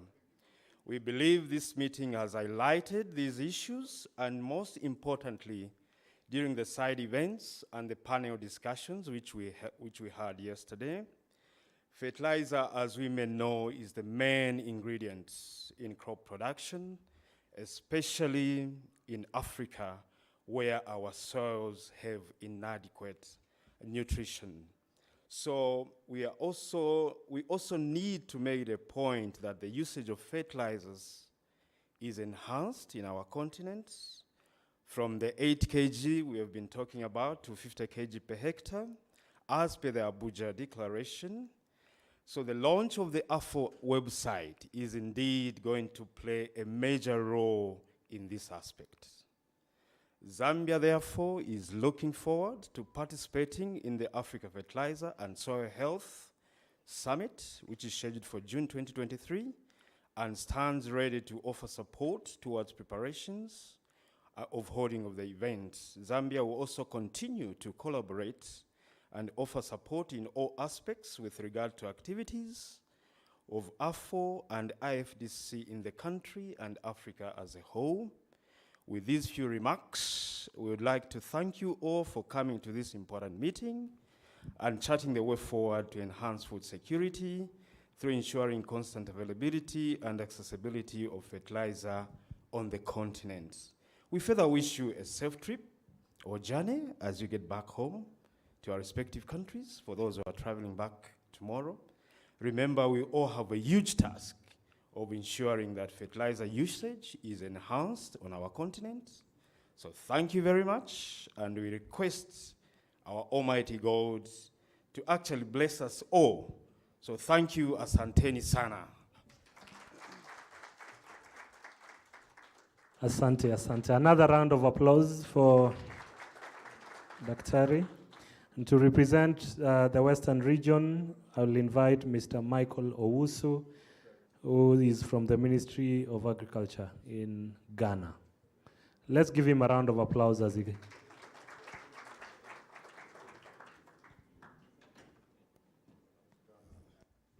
Thank you and good afternoon, everybody. So on behalf of the Ghana team, I want to thank IFDC so much for inviting us to be part of this workshop. We have learned a lot. We in Ghana, we run a subsidy program, and getting relevant data to be able to take good decisions is something that is very important to us. And so if we attend such workshop, we get very good information, and this one has not been an exception. We've gotten a very, very relevant information. If I go back to the office, I'm going to sit down with my boss, discuss some of this information that we have received here, which will help us take good decisions as far as our subsidy program is concerned. My work at the ministry, I am on the fertilizer desk. And so I also interface with stakeholders. They come to me regularly for information on fertilizers. And so I have been able to get a lot, from this workshop, especially with the launch of this. It's going to make my work very easy. So if you come, I just tell you, just write the website address for you, that go. You get all the information that you need on this workshop. So I think on this website. And so I think on behalf of the Ghana team, and I want to thank IFDC so much once again for our participation. You know, getting information on Ghana for this dashboard and the website, I was part of it. I've been providing very good data, you know, from Ghana for the AFO team. And I can assure them that we should continue to work together. I'll avail my doors, continue to give them information so they will be able to update, you know, information from Ghana on their website. So once again, thank you very much. Thank you, Mr. Michael. I think the AFO team, if you're looking for a brand ambassador for AFO, this is the man. This guy has been singing about you guys. You guys changed his life.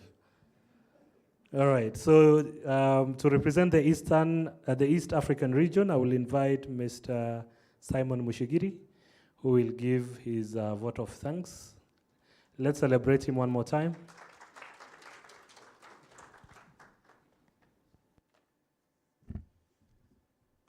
Thank you very much. I think I'll be very brief because I run the risk of repeating what I've said before. You know, when you talk too much, sometimes you tend to repeat the same things. But I want to say that we are very, very grateful for having been given the opportunity as a country to host this event. I know we have interacted a lot throughout the process with Sebastian, and there are quite a number of things that we are working behind the scenes, and we are happy that it has come to happen. It has also set some pace because there is something else that we are organizing, and I think we have seen how things can be organized and they be successful.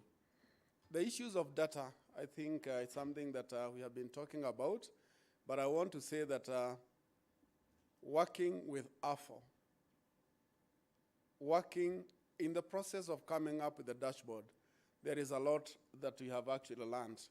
And this one has actually brought a lot of synergy in the country because right now we are able to talk with the various stakeholders and we are able to share the various data that is available within the private sector and also the government.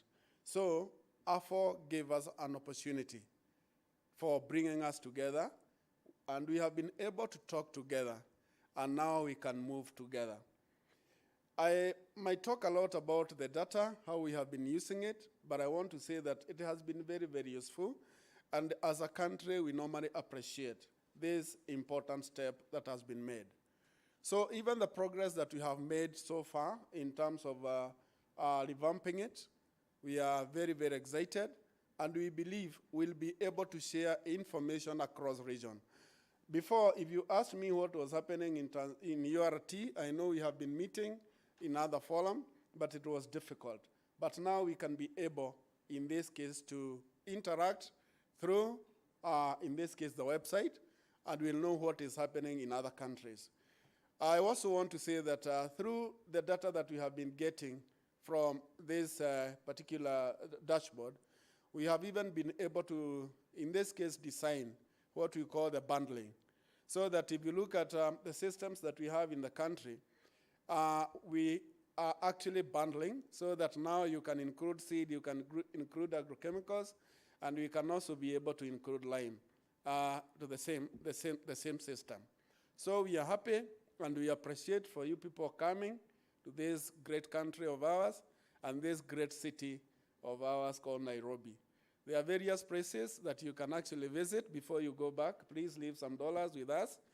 You can, we have Masai Mara. You can go and see the Big Five. I think there is also Aboseri. You can go to Savo. So the opportunity is there and our good beaches.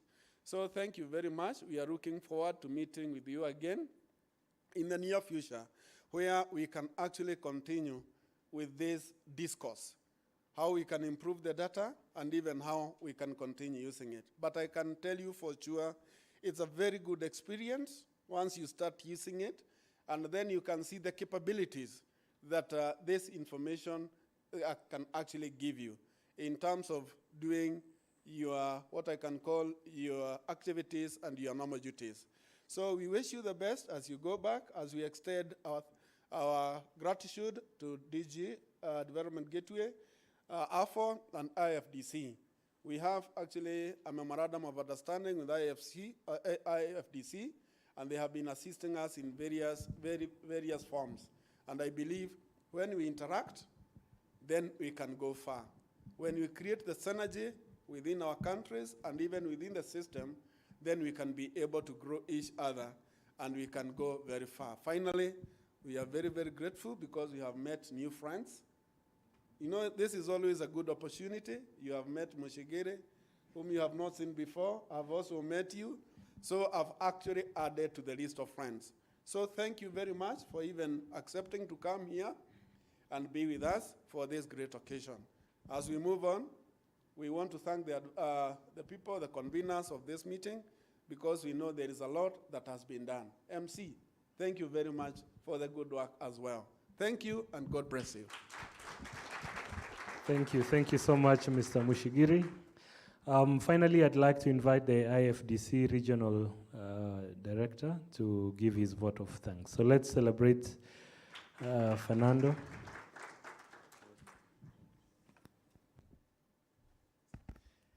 We've had an absolutely fantastic journey so far.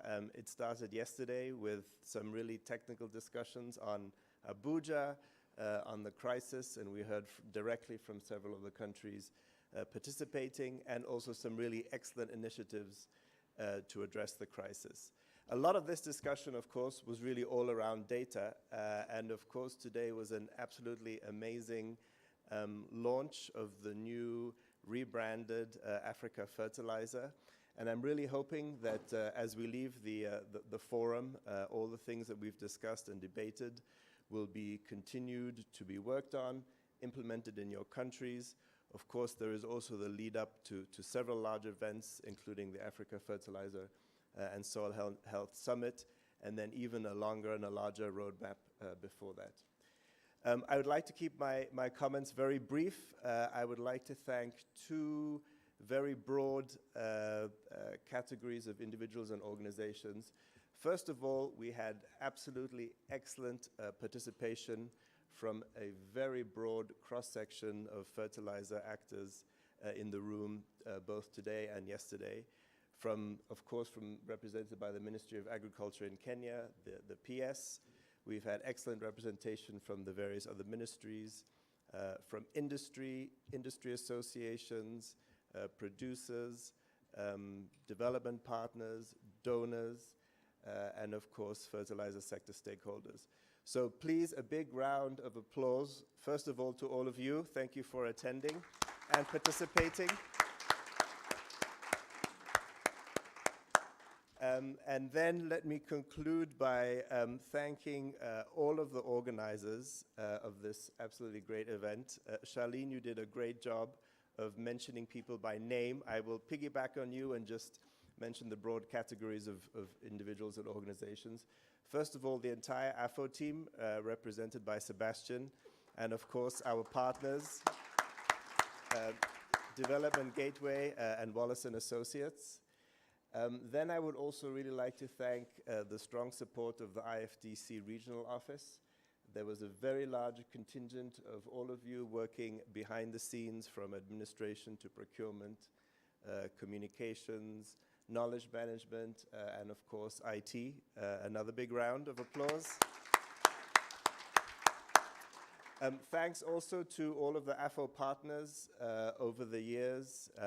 Certainly the Engrais program, also AFAP, IFPRI, FAO, and the other sponsors and donors that we've had. And of course, also our donors, IFA, USAID, and of course the Bill and Melinda Gates Foundation. A big round of applause. And then last but not least, it's been said before, Mr. MC, you did a really great job. Please come up here. Let me extend a vote of thanks. Yeah. And also to our excellent dancing team and, of course, the hotel. So really a big round of applause to everyone. Thanks very much. Do I hand back to you? Yeah. Great. Thank you. All right. A round of applause for our regional director. I was just hoping he would leave some dollars here. But that's all right. All right, so we have come to the end of our celebration today. Have you guys had fun? Come on, have you guys had fun? Have you guys enjoyed? All right, so I'm very grateful. So thank you so much for being a fantastic audience. Why don't you appreciate yourself with a round of applause? You guys have been amazing, amazing. I also want to thank those people joining us virtually. I think they've been consistently watching and following, including participating by asking questions. So I'm very excited about that. So let's celebrate those who joined us virtually. And finally, and most importantly, I also want to celebrate the organizers. I think if there are people who have been on top of things since they got in touch with me, it is this particular team, and I'm very excited. We've kept time. Everything is pretty much in order. I should call you for my next event. So let's give a round of applause to the support team. All right, so we have come to the end. We will proceed to lunch, but as you make your way to the lunch, I'd like you to pass by the sketching area where Harrison has been doing some fantastic job. Please walk through, read through what he has written. I'm so sure he has captured pretty much what was happening today.